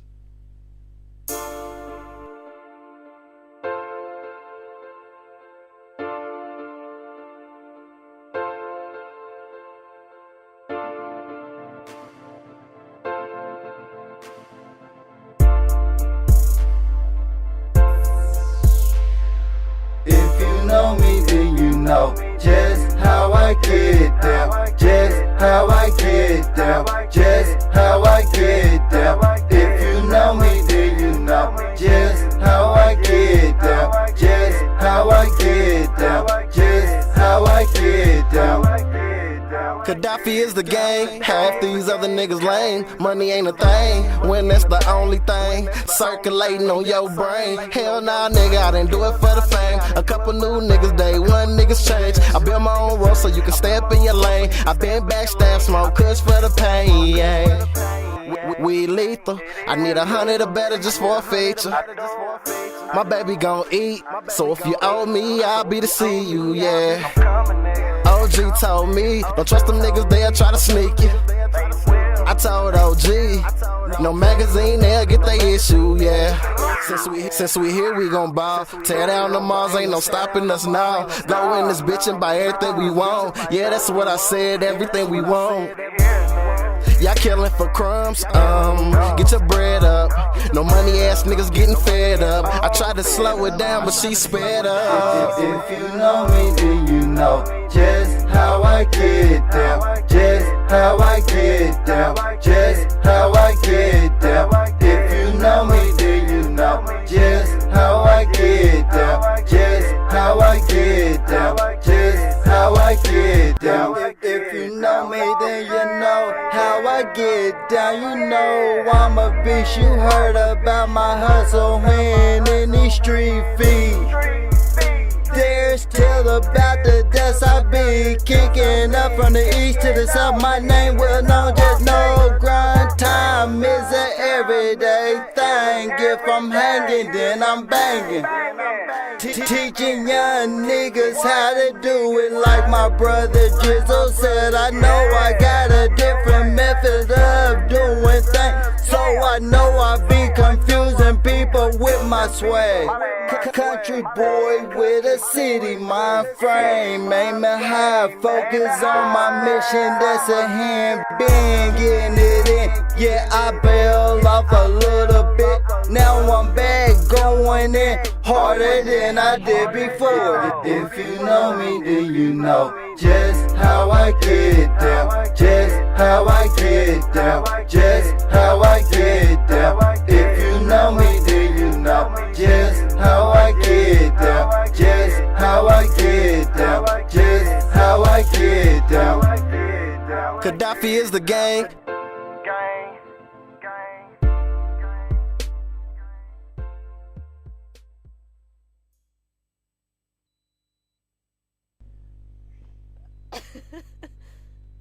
Okay, so now look.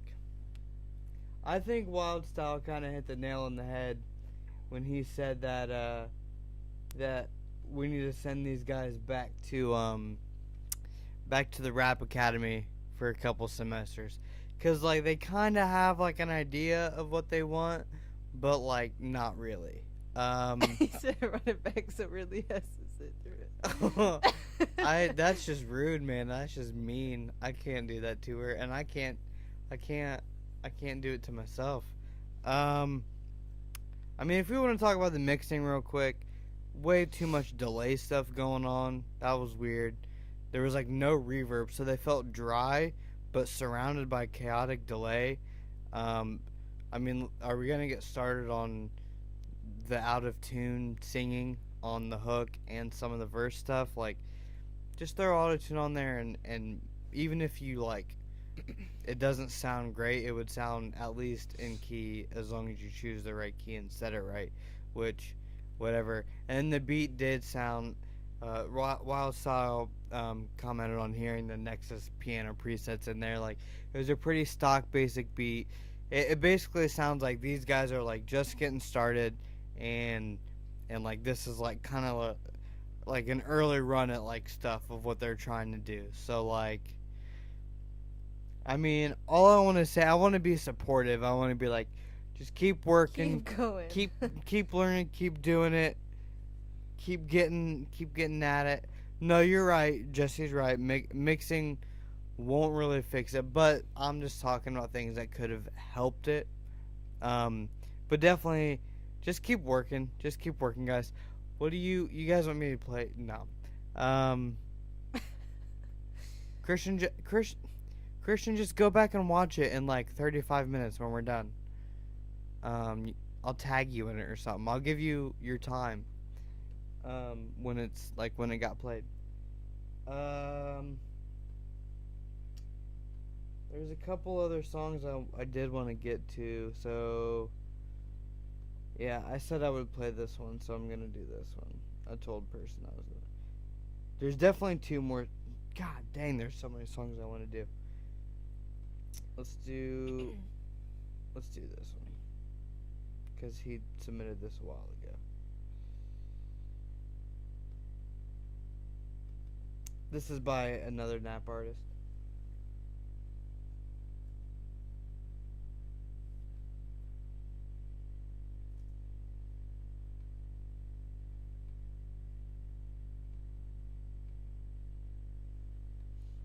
Sean Donho. It's called Return of the Swagger, featuring King Sheed. I'll never say his name. I never know how people say people's names. Yeah. This one for y'all. Bring the swag back, you heard?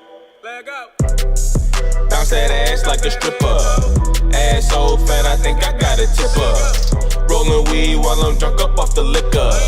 How's it feel to be around a real nigga? I'ma drip that swag on him, I'ma keep that bag on me. I'ma drip that swag on him, I'ma keep that bag on me. I'ma drip that swag on him, I'ma keep that bag on me. I'ma drip that swag on him, I'ma keep that bag on me. Hold up. I just flew away, then I came back, so I just roll again. Hop fresh off the plane and hit my dance. Watch me hit my shit. I just keep my bitches in the loop like a hula hoop. Life is cool, I can't complain. Hoping it remains the same. Smoking chronic to the brain. Only thing that make me sane. Keep it smooth and I be fresh. I just spent about half a check. Swag through the roof. I'm the one to bring it back. I've been focused on the million. Build that paper by the stack. Ooh, check the time. All I know is time to grind. Shine, dine, HOE. Everybody notice me. Swear I always keep it deep. Young nigga from the 3. Money stay up on my mind. Though I hardly ever sleep. Got the weed all in rotation. I be smoking back to back. Break it down straight in the diamond. Roll it up and pass the crack. Fucking bitches like they sluts because they like it like that. Hold up, baby, let me check my swag. I hit you right back to dime. Bounce that ass like a stripper. Ass so fat, I think I got a tipper. Rolling weed while I'm drunk up off the liquor. How's it feel to be around a real nigga? I'ma drip that swag on him, I'ma keep that bag on me. I'ma drip that swag on him, I'ma keep that bag on me. I'ma drip that swag on him, I'ma keep that bag on me. I'ma drip that swag on him, I'ma keep that bag on me. Hold up. Get it, flip it, split it, stash it, flip it, got it on my own. Get that guala, need that guala. See a bad bitch, I gotta holla. Turned up, fucked up to the max. Too turned, fucked up, lost my cash. I ain't tripping, made that back, man, that ass, damn it, fat. I want it all like Monopoly. Bitches know that I'm dope, man, that's why they down to follow me. All on my balls like some boxer briefs. Hit them with the dope kick, then I roll and smoke my broccoli. Fuck with the money, then it's R.I.P. How they came a long way, never let a nigga fuck with mine. I'm never giving it the energy.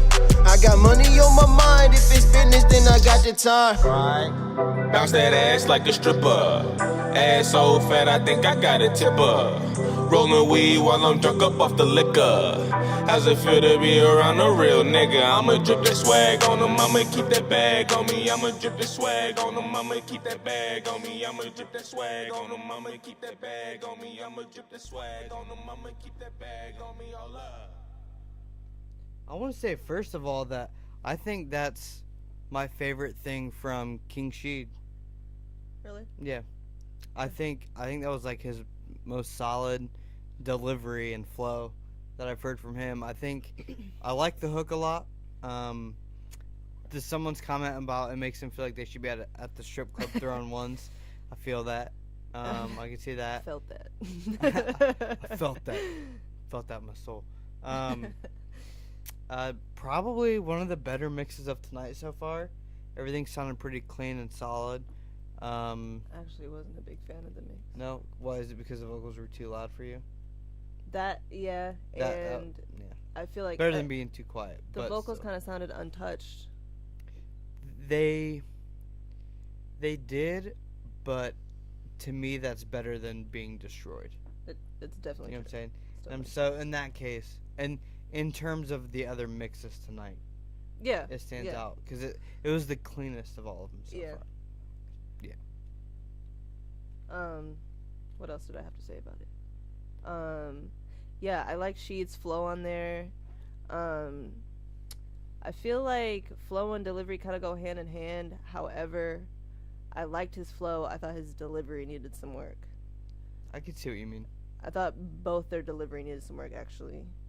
Like, I like the way they both attacked the track, but I feel like there were, like, some missed beats here and there. There were, like, some funky cadences that didn't really fit.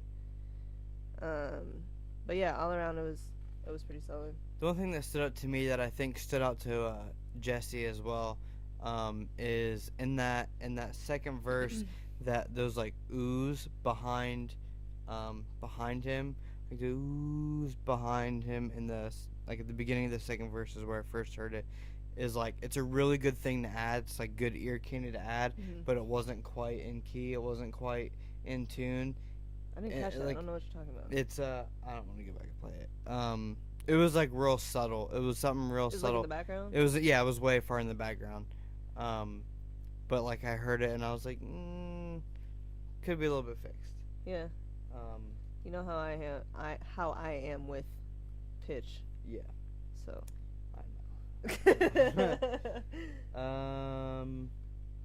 Let's do another song and then we'll go back to a little bit of a conversation. As soon as I get this up. 1, 2, 3, paste. Okay. Boom. This is the beat. I don't know what this is, to be honest with you. Yeah. It's a beat then. Okay. He produced Cavalry.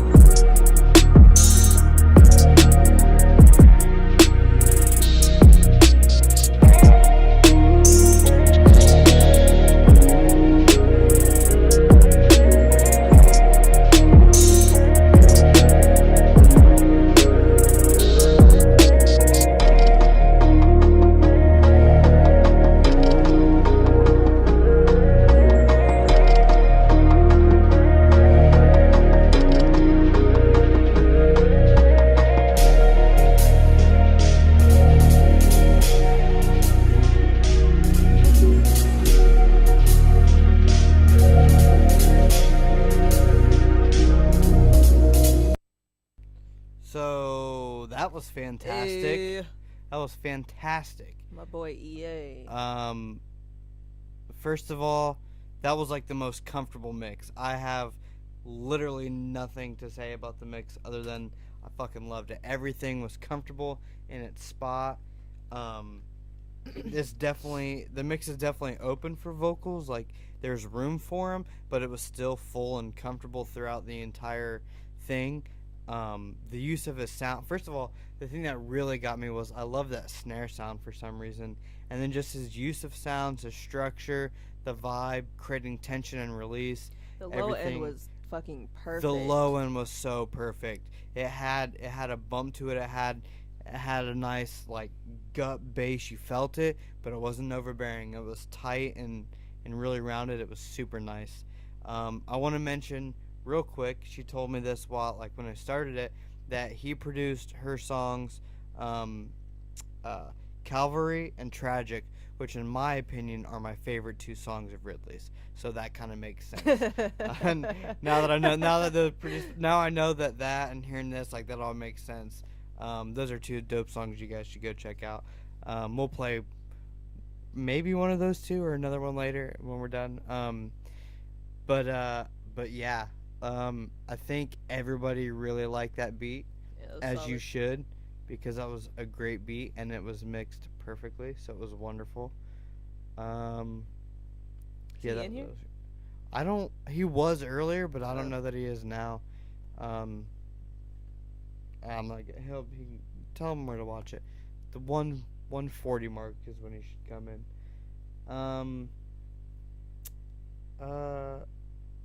So tell me more about working with him, because now, EA?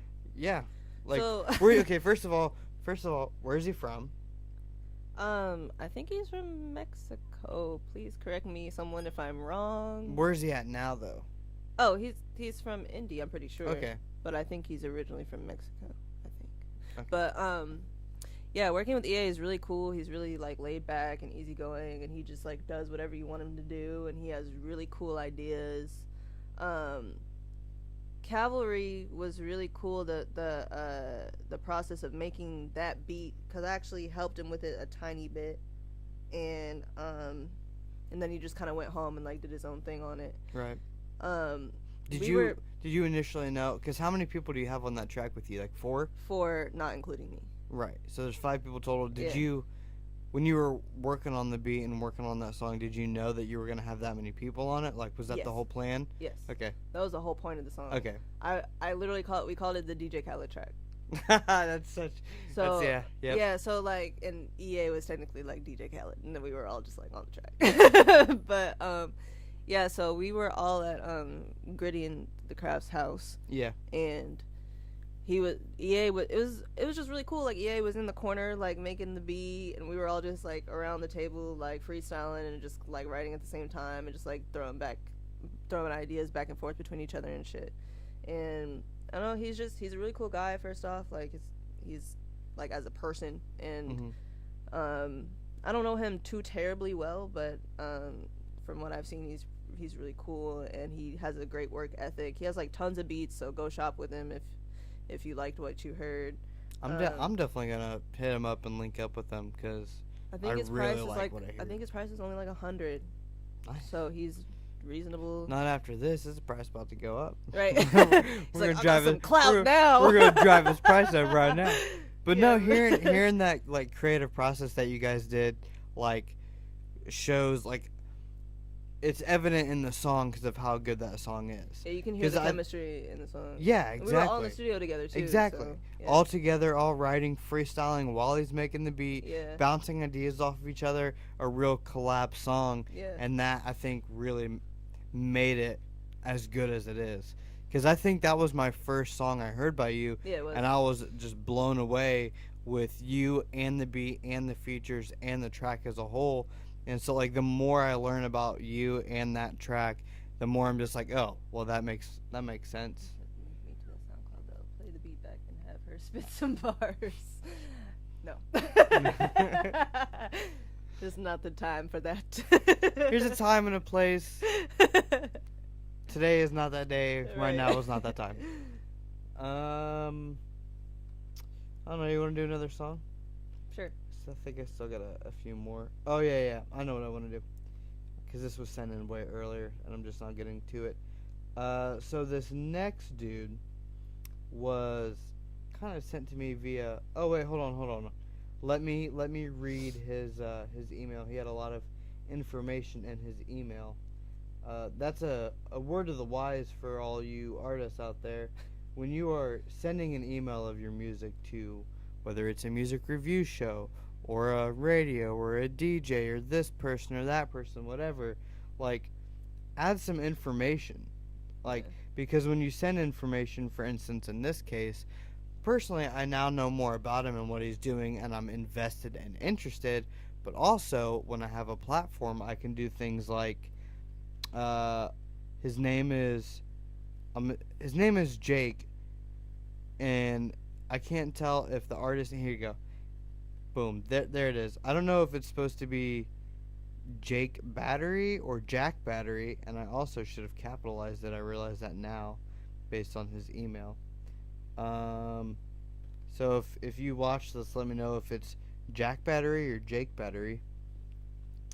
I'm just gonna read his email, or at least the parts that I feel like I should. It's a real smooth tune. The first single from his upcoming album Kittens and Chronic. The track is titled She Fly. He's from Greenwood, Indiana, went to IU for design and production. He just moved out to Portland, Oregon to pursue his dream of becoming a musician. He writes, records, produces, mixes, and masters all of his own songs, so we can critique all aspects of the song. And we can help him if he needs help. I don't know, we'll see. As of yesterday, the song is on all streaming platforms. What? I was just saying, I wonder why Portland, Oregon. Yeah, it's a good question. We'll have to ask them sometime. You can, if you want to know before we know, you can find him on Twitter and Instagram at Jack Battery, which I will put a thing here, and his SoundCloud link. Here you go. His album is gonna drop this year. He doesn't have a date for it yet, but it's supposed to drop later this year. And so, anyway, here is his song called She Fly. As soon as I adjust the text on the screen so you can actually see it. Almost there. Oh no, I moved the whole thing.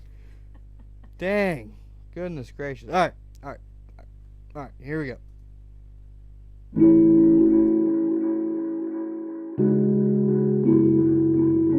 Battery level is high. She so fly, tail, she smoke we get high so low, need to know we'll stay when I go. She so fly, tail, she smoke we get high so low, need to know we'll stay when I go.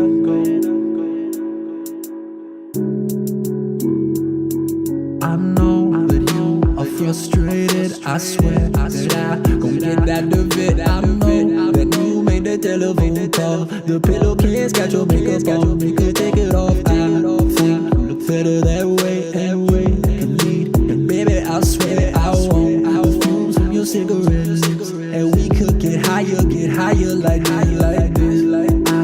I ain't the piano broken, bits in the pieces I broke it up, fuck it up,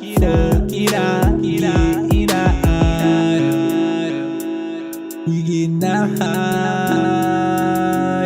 She so fly, tail, she smoke we get high so low, need to know we'll stay when I go. She so fly, tail, she smoke we get high so low, need to know we'll stay when I go.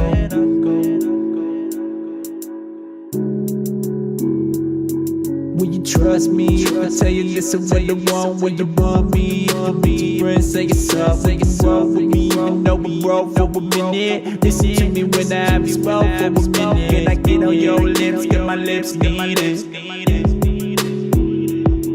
Can you take all your clothes, cause my mind need it? I'm fiending. Shit, it had blink when and I need it body. Just get out the shower, now you shine up the lobby. Don't make me take off your clothes in the lobby. Loading up another hallelujah, my way. And I'm taking in beauty, girl, give it to me. Now she so fly, take your time. She smoke weed, we get high. I so low, need to know, will you stay when I go? Now she so fly, take your time. She smoke weed, we get high. I so low, need to know, will you stay when I go?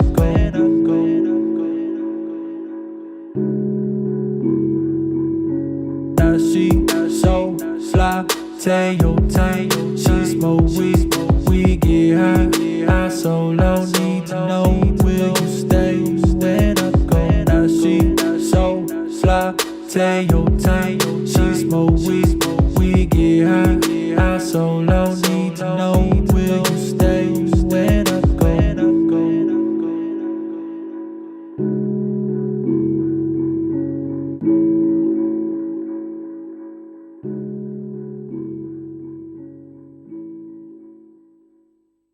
For me, I see tons of potential. Yeah.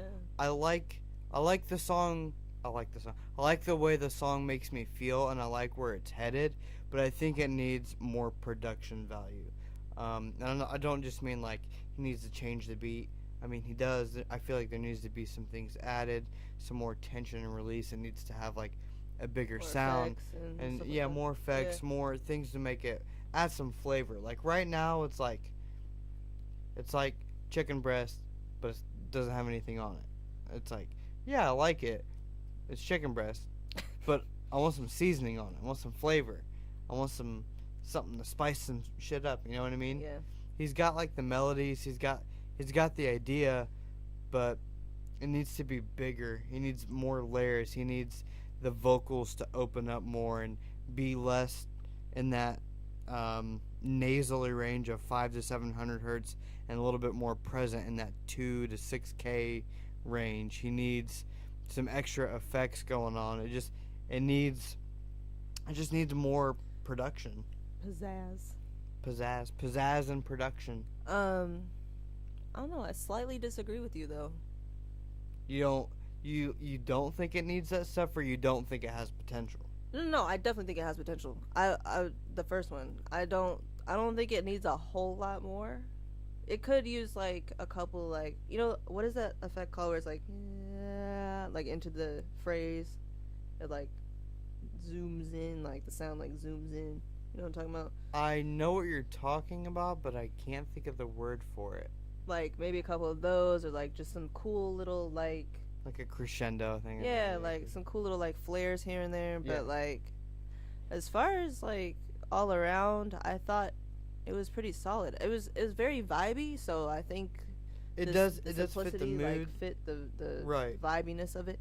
But I see what you're saying though. It just felt like the beat went on, like the beat got stale to me. Like the production got stale, where like there wasn't a moment of like tension that got released. It doesn't need to be big and flashy. You think it could have used like a breakdown or something? Yeah, Like- something to create room and build suspense, build tension, get me like what's coming next, and then come back with the hook and add to the hook on the next time. You know what I Yeah. mean? It doesn't. It's like a solid song, but there's no ebb and flow. Yeah, like all around, it's like while it's on, I'm enjoying it. Like the hook melody, the way that he wrote the hook is super dope. Like I vibe with it. I like it, but I see what you're saying. It definitely It kept definitely me has a interested the whole time, but like at the same time, I just kind of was like waiting for like ooh, like a ooh moment. exactly. Yeah. And I think it needs a spot where it brings it back and builds that tension. So then, boom, it comes back with that ooh. Reverse delay. Thank you, Brian. Ah, there we go. Let me see. This compression and delay makes it a little muddy in parts, a little bit. Yeah, I like it, but I can't feel it. It just needs personality. See, I agree with that. Like I Yeah. like it, but I don't feel it. Yeah.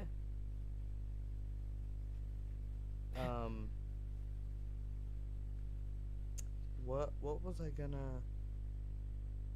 We were gonna talk about some more stuff. Yeah, but I don't remember what. Do you remember what? We can... Do you have anything about... Oh, real quick. I mean, we're almost 2 hours in. For anyone that wasn't here at the beginning, do like a summary intro and where they can find your music. Okay. And how to find your music. So once again, I'm Ridley Victoria, if you didn't know. I am a singer, songwriter, rapper, producer, dancer, choreographer, creative, etc. ... You can find my music everywhere. YouTube, Spotify, Apple Music, iTunes, SoundCloud, all that jazz. Just type in Ridley Victoria on anything. RIDLEY. It should be, it's somewhere in the caption of the video. But yeah, I'm everywhere. So just Google me. Yeah. Oh, and social media is Ridley the Poet. If you follow me on Instagram, check my Instagram story, and you'll have a link right there to her Instagram. And then, yeah, you can get her Facebook from here.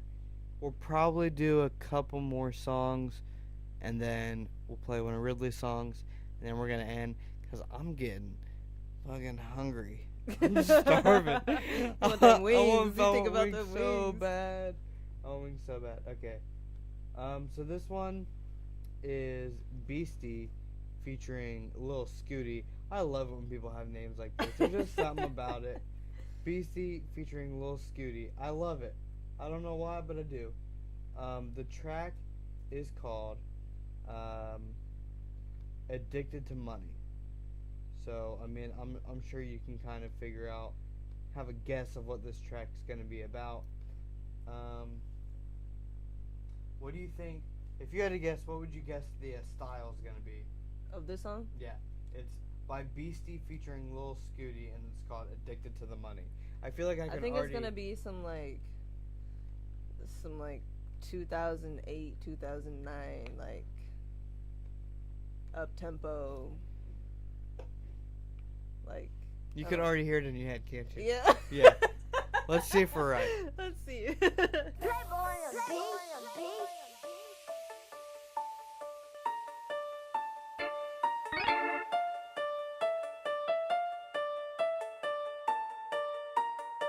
I'm on a mission for the dough, so my pockets can grow. Don't you know I'm addicted to the money?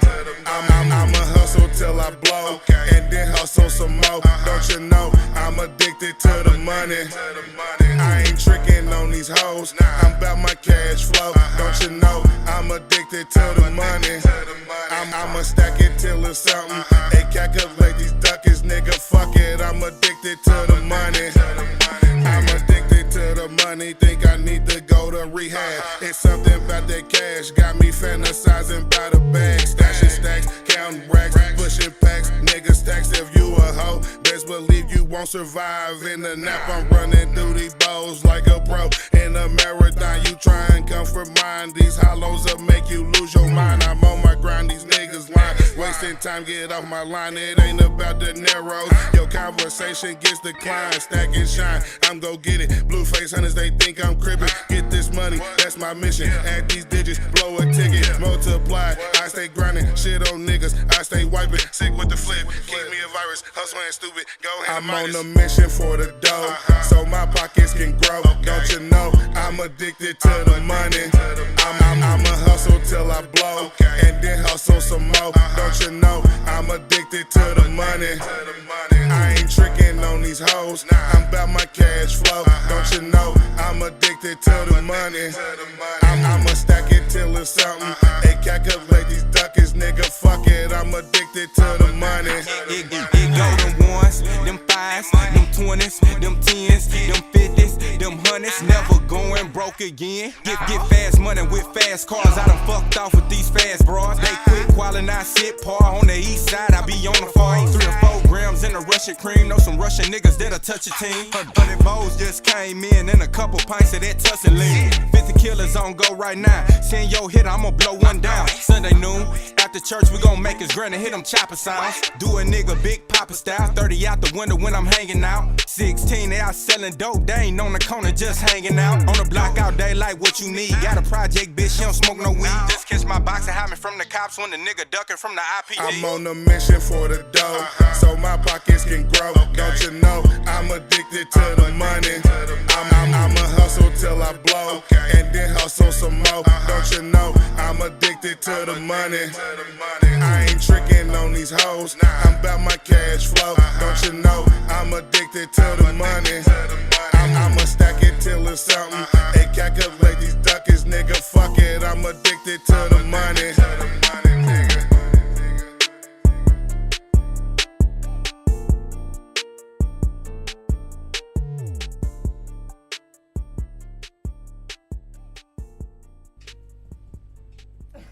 First, the first overall impression of the overall song is one super solid mix. Everything was clean, everything was in its spot. The delays, the reverb, the treatment, the effects, everything was solid. The only thing I didn't like about the mix was that the snare drum felt like it was slapping me in the face every time. Every time that snare hit, it's like in that maybe 3 or 4K. There's somewhere right there where it was just like, bam, right in my face. Just a little too much. But other than that, the mix was super solid throughout. Love the hook. I felt the hook. Yeah, the hook was catchy. The verses, not so much, except for the first half of Lil Scooty's verse. That goes back to what we were saying, is that the hook can make a lot of difference, because if that hook is banging, people don't really give a fuck about the verses. It's if you true. Want to be honest. It's true. Like, I don't think these verses were that great, but I would bump this in the whip. Yeah. I would, especially now that the weather's real nice. It was like, on a day where I just feel like I'm really hustling, I'm addicted to the money. You're going to get the bag, you feel me? No, I feel like I liked it as a whole, but it sounded a little dated, which I kind of called that before it even came on. You did. But it was cool though. I liked it. I thought it was pretty solid. The mix was, I liked the mix on it. Very clean and crisp. Brian, you're in here. Brian, can you let me know where you recorded and or mixed this at? Because I would be interested to see who did it and kind of give them a shout out for doing a good job with it. And I'm just curious. But yeah, you're right. Like a solid mix and a good hook, like a catchy, nice hook, and a solid mix goes a long way. A solid concept. Yeah, and yep. Let's just try to knock out 1 or 2 more songs here real quick, and then we'll do some wrap up type stuff and then play a song.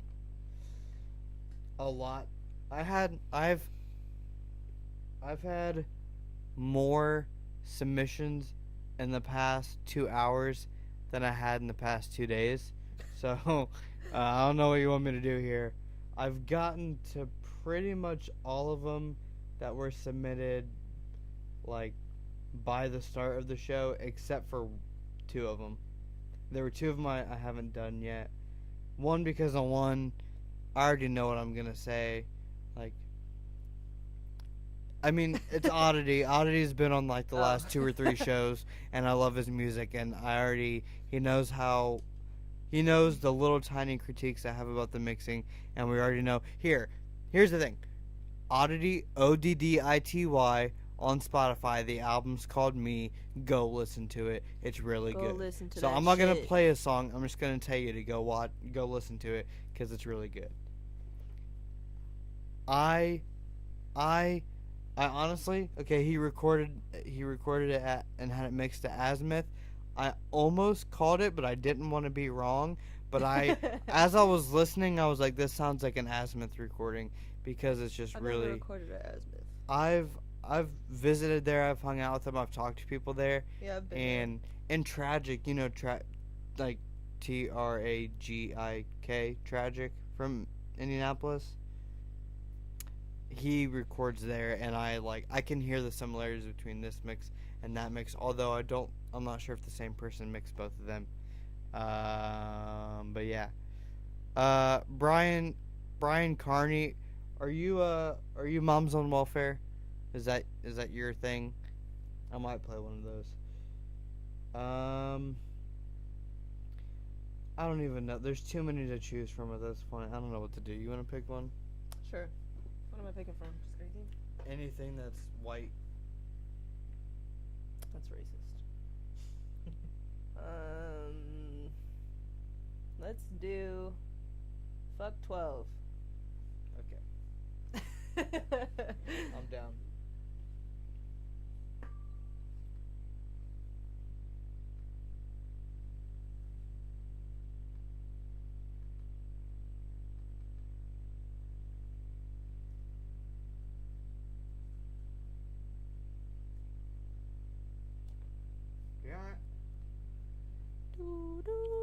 I know. Hold on. Give me a second.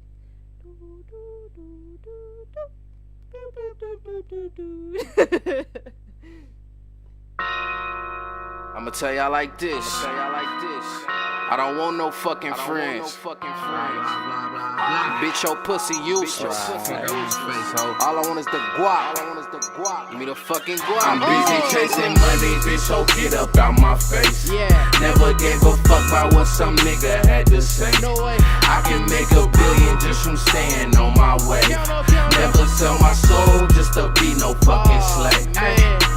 These niggas be acting like bitches. Damn. These bitches caught up in they feelings. These hunkies want niggas in chains. And me, I'm just trying to get paid. I been riding like this so long. These bitches caught up in they feelings. These hunkies want niggas in chains. And me, I'm just trying to get paid. Keep on sleeping on me, I'm living my dreams. Pussy niggas and white police keep trying to intervene. I wish I had a house like Master P on MTV. But these sickening dreams, wicked things a nigga don't see. Riding around the town solo, hoping I bump into one of my enemies. Or you're selling dope off the iPhone, little nigga, you must be shitting me. I hope you feel offended. Got all these bitches blended. It's really fuck a friendship. All I want is Benjamins. Ain't nobody innocent. This gold chain like a noose. Got fours on the whip and shit. Nigga, that's an Audi coupe. I just hope these police stay the fuck up out my way. I'm just trying to jug a meal and move my family out the states. I'ma tell y'all like this. I don't want no fucking friends. Bitch, your pussy useless. All I want I'm is the busy guap. chasing money, bitch, so get up out my face. Never gave a fuck about what some nigga had to say. I can make $1 billion just from staying on my way. Never sell my soul just to be no fucking slave. These niggas be acting like bitches. Damn. These bitches caught up in they feelings. These hunkies want niggas in chains. And me, I'm just trying to get paid. I been riding like bitches. These bitches caught up in they feelings. These hunkies want niggas in chains. And me, I'm just trying to get paid.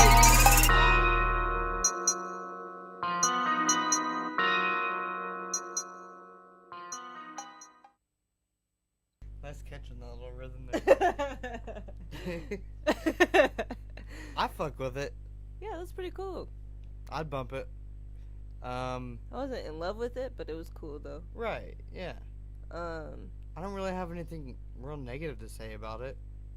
The only two things I didn't like, it had nothing to. It wasn't anything general. It was like nitpicky, like specific parts of the song. There was something in the beginning where he had like tripled the vocals, like it sounded like a chorus effect, or either he tripled them or it was like a chorus effect. I did not like that for some reason. I thought he could have just kept it like one track. What was the other thing?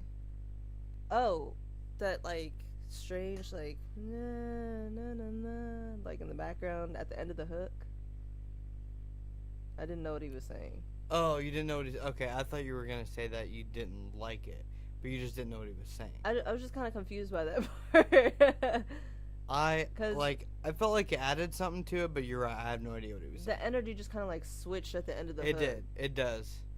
I feel like the energy could have like stayed where it was. I was really riding that beat though. Yeah. Other than that, pretty cool track.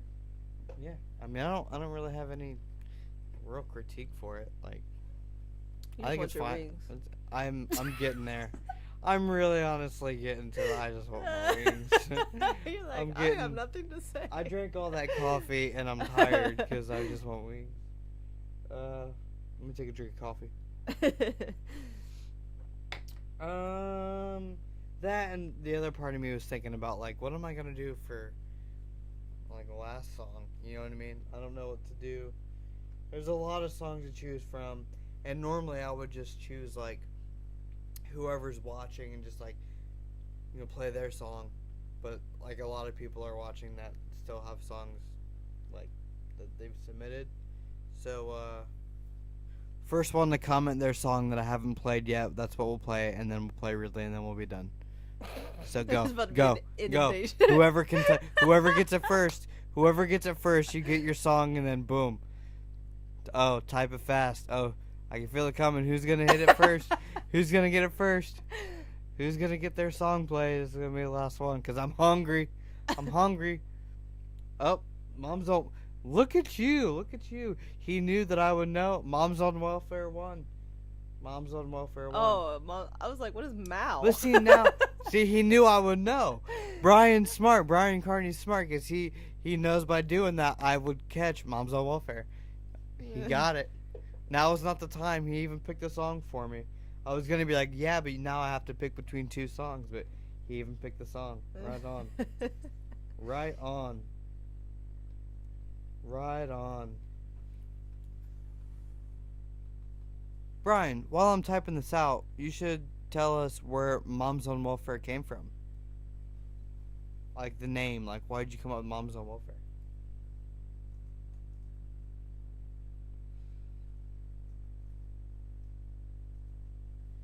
I like the song title too, Now Is Not the Time. I feel like I say that pretty frequently. I can just hear myself, someone doing something, and me just be like, now is not the time.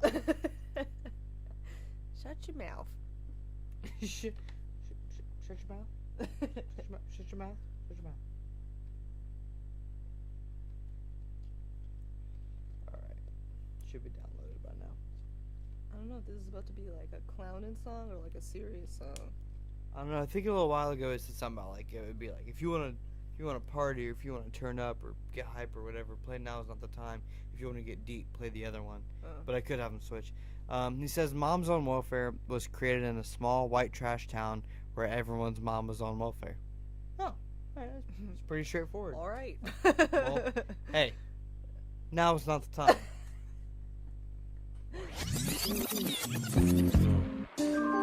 Oh yeah. This is one of those beats where like as soon as it starts I can't even help myself. I'm just automatically like, yeah. Food stamp up in this shit, yo. Yo, what have they done to you? Running your fucking suffering, double down, shifting, gripping the fist, and then running up on you, busted and broke, trailing in smoke, tail end of a joke. Flow floats, migrates to both coasts. I wrote, my eyes closed, awoke. I spit prose, I smoke, tote and dosed. My mind's toast, I boast, brag and gloat, dagger and cloak, loose lips that sink boats. Imperative play, my shit's dope. Explode, we beast mode, hustle them sweet tones. These beats go, them grease beats blow. You already know words and cyclones round out the keynotes. The green notes stacking that paper, we like casinos. Who knows? We hustle and flow, we go style and grows. Evolve, change, takes hold, we break molds. We can't be sold, bought, taking a borrow. Tomorrow, we still winning wars with our bars, yo.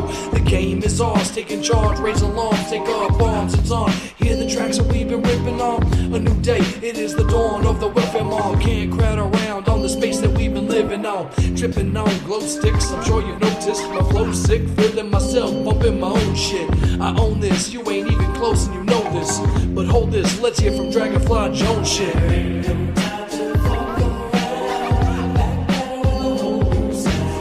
It's not what you think or what you know, it's what you do. Look what we done, here we go. There ain't no time to fuck around. Back at it with the whole. It's not what you think or what you know, it's what you do. Look what we done, here we go. We came to warn you, we're here to reform you. Was born ready for war and I came with the armor. From the time I was little, skin thicker than armadillo. I had some skill with the riddle. We had to reach for the middle. Made us harder than concrete. Fist fighting on John Street. Behind the apartments around the corner from Mom Street. So now we ready for battle. Snap, crackle, pop like a rattle. Pop off the top like a bottle. Now we going full throttle. Stepping up better than any rookie, we veteran. Banging hard on your tempo, you better pop an Excedrin. We bust your equilibrium. We causing post-traumatic stress, need some lithium ion battery. The way we burning energy, formulating strategies. I'm flirting with the enemy. Cause when they next to me is when they stop sweating me. Catch them slipping dead end street and then they rest in peace. And I ain't speaking literally, I say it figuratively. This ain't your typical of what you figured it would be. You heard that welfare flow and figured it was me. We pointing fingers at the game while we making history. We take a mold and we shatter, we make our way up the ladder. We share the stories and battles, we saying something that matters. Try to keep it prolific, it makes it hard to admit it when you're humble and gifted.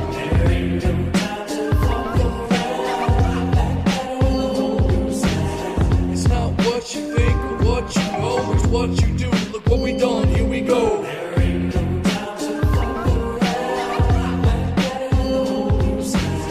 It's not what you think or what you know, it's what you do. Look what we done, here we go.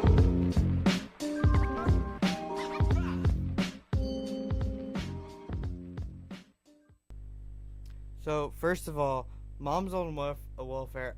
Every time I've done like 3 or 4 of their songs, I think now, and every time I love the beat.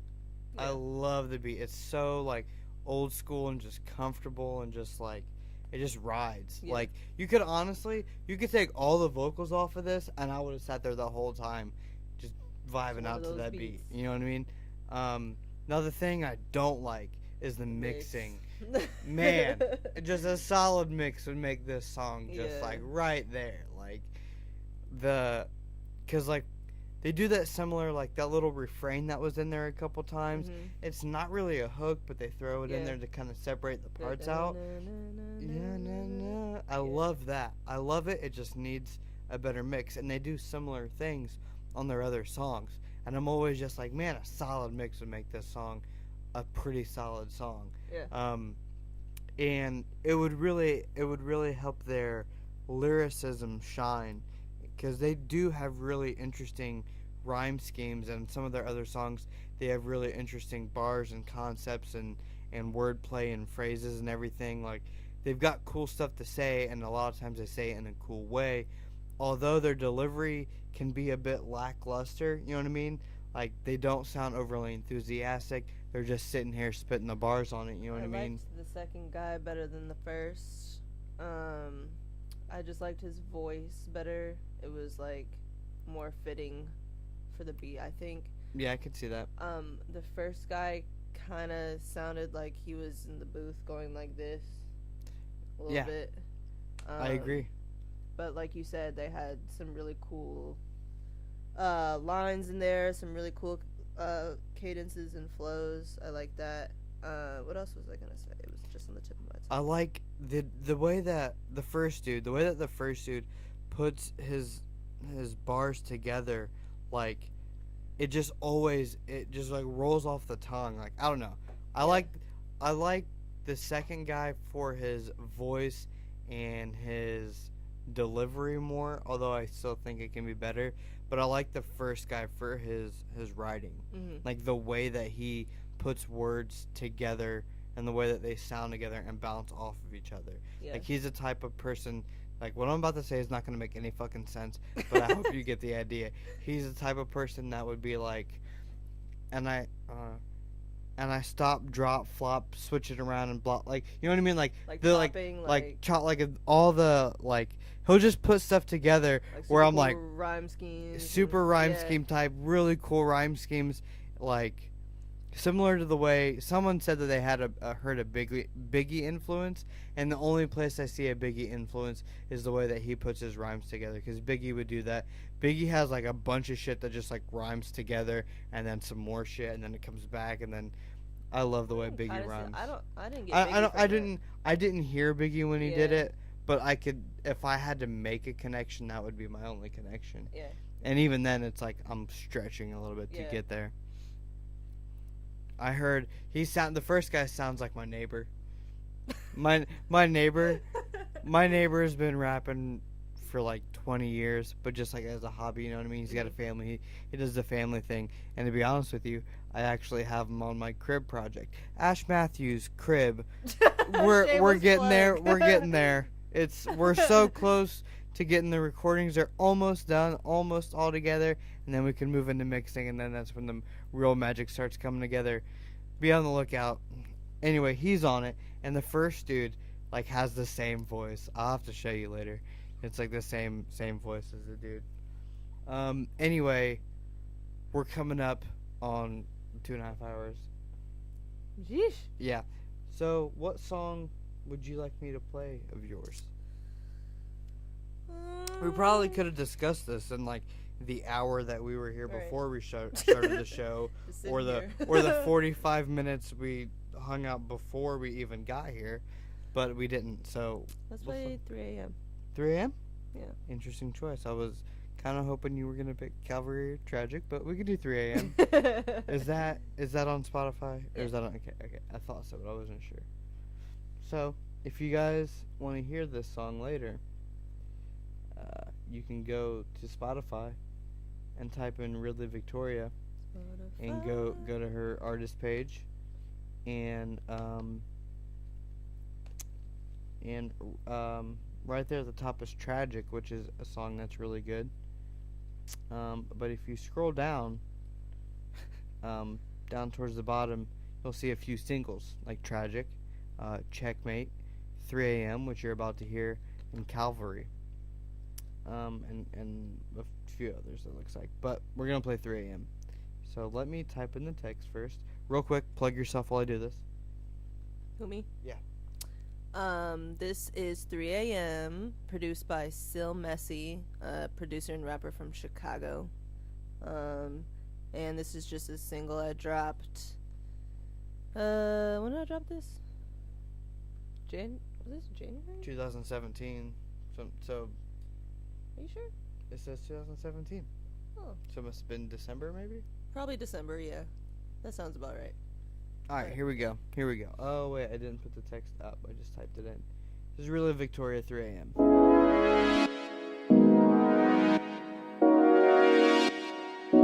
It's messy, nigga.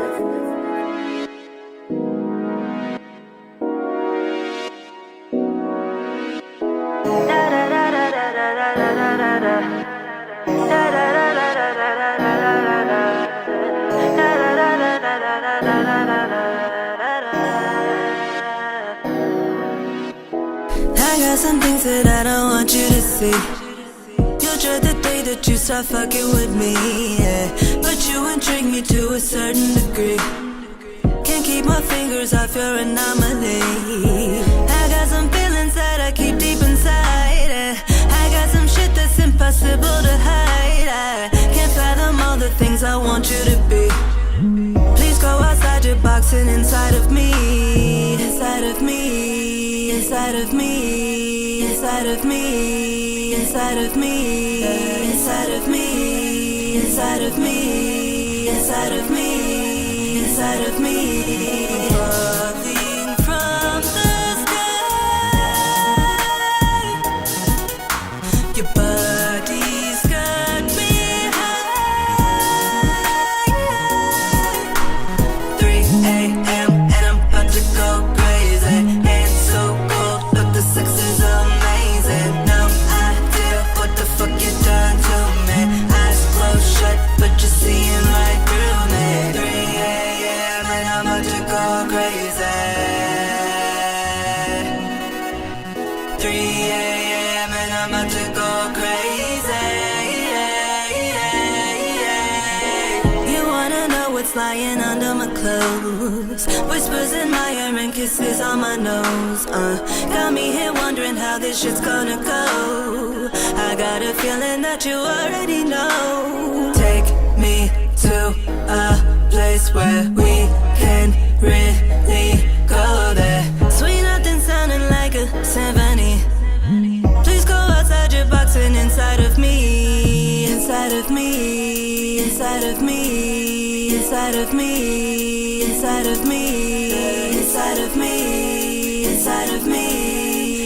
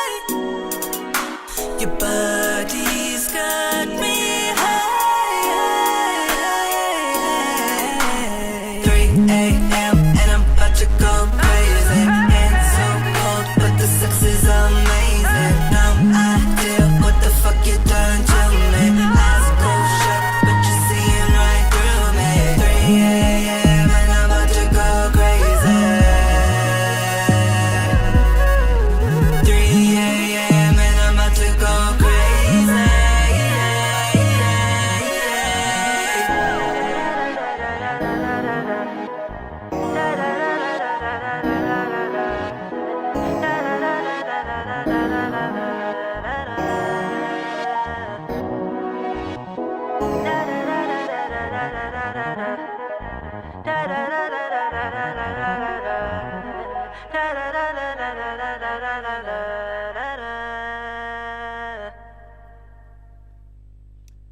was the one and only really Victoria with 3 a.m. This has been another Music Review Monday, episode 22. Goodness gracious. I really like this whole, like, talking about stuff and then reviewing music and then talking more and kind of interviewing and podcasting a little bit. Flows a little better. Yeah. It feels good to talk about some cool stuff. Thank you guys for your time and your attention and watching. Don't forget May 25th in Indianapolis. I am co-sponsoring, whatever, a show with the great people at Stone Tree Entertainment, Stone Tree Studios. That's at Black Circle Brewing Company in Indianapolis, 7 p.m., May 25th, $5 cover. You got a rock punk band. You've got 3, 4 or 5, whatever. You got a bunch of different artists ranging in rap, hip-hop, R&B kind of stuff. So come out to that. It'll be great. Say hi to me. Say hi to Tom.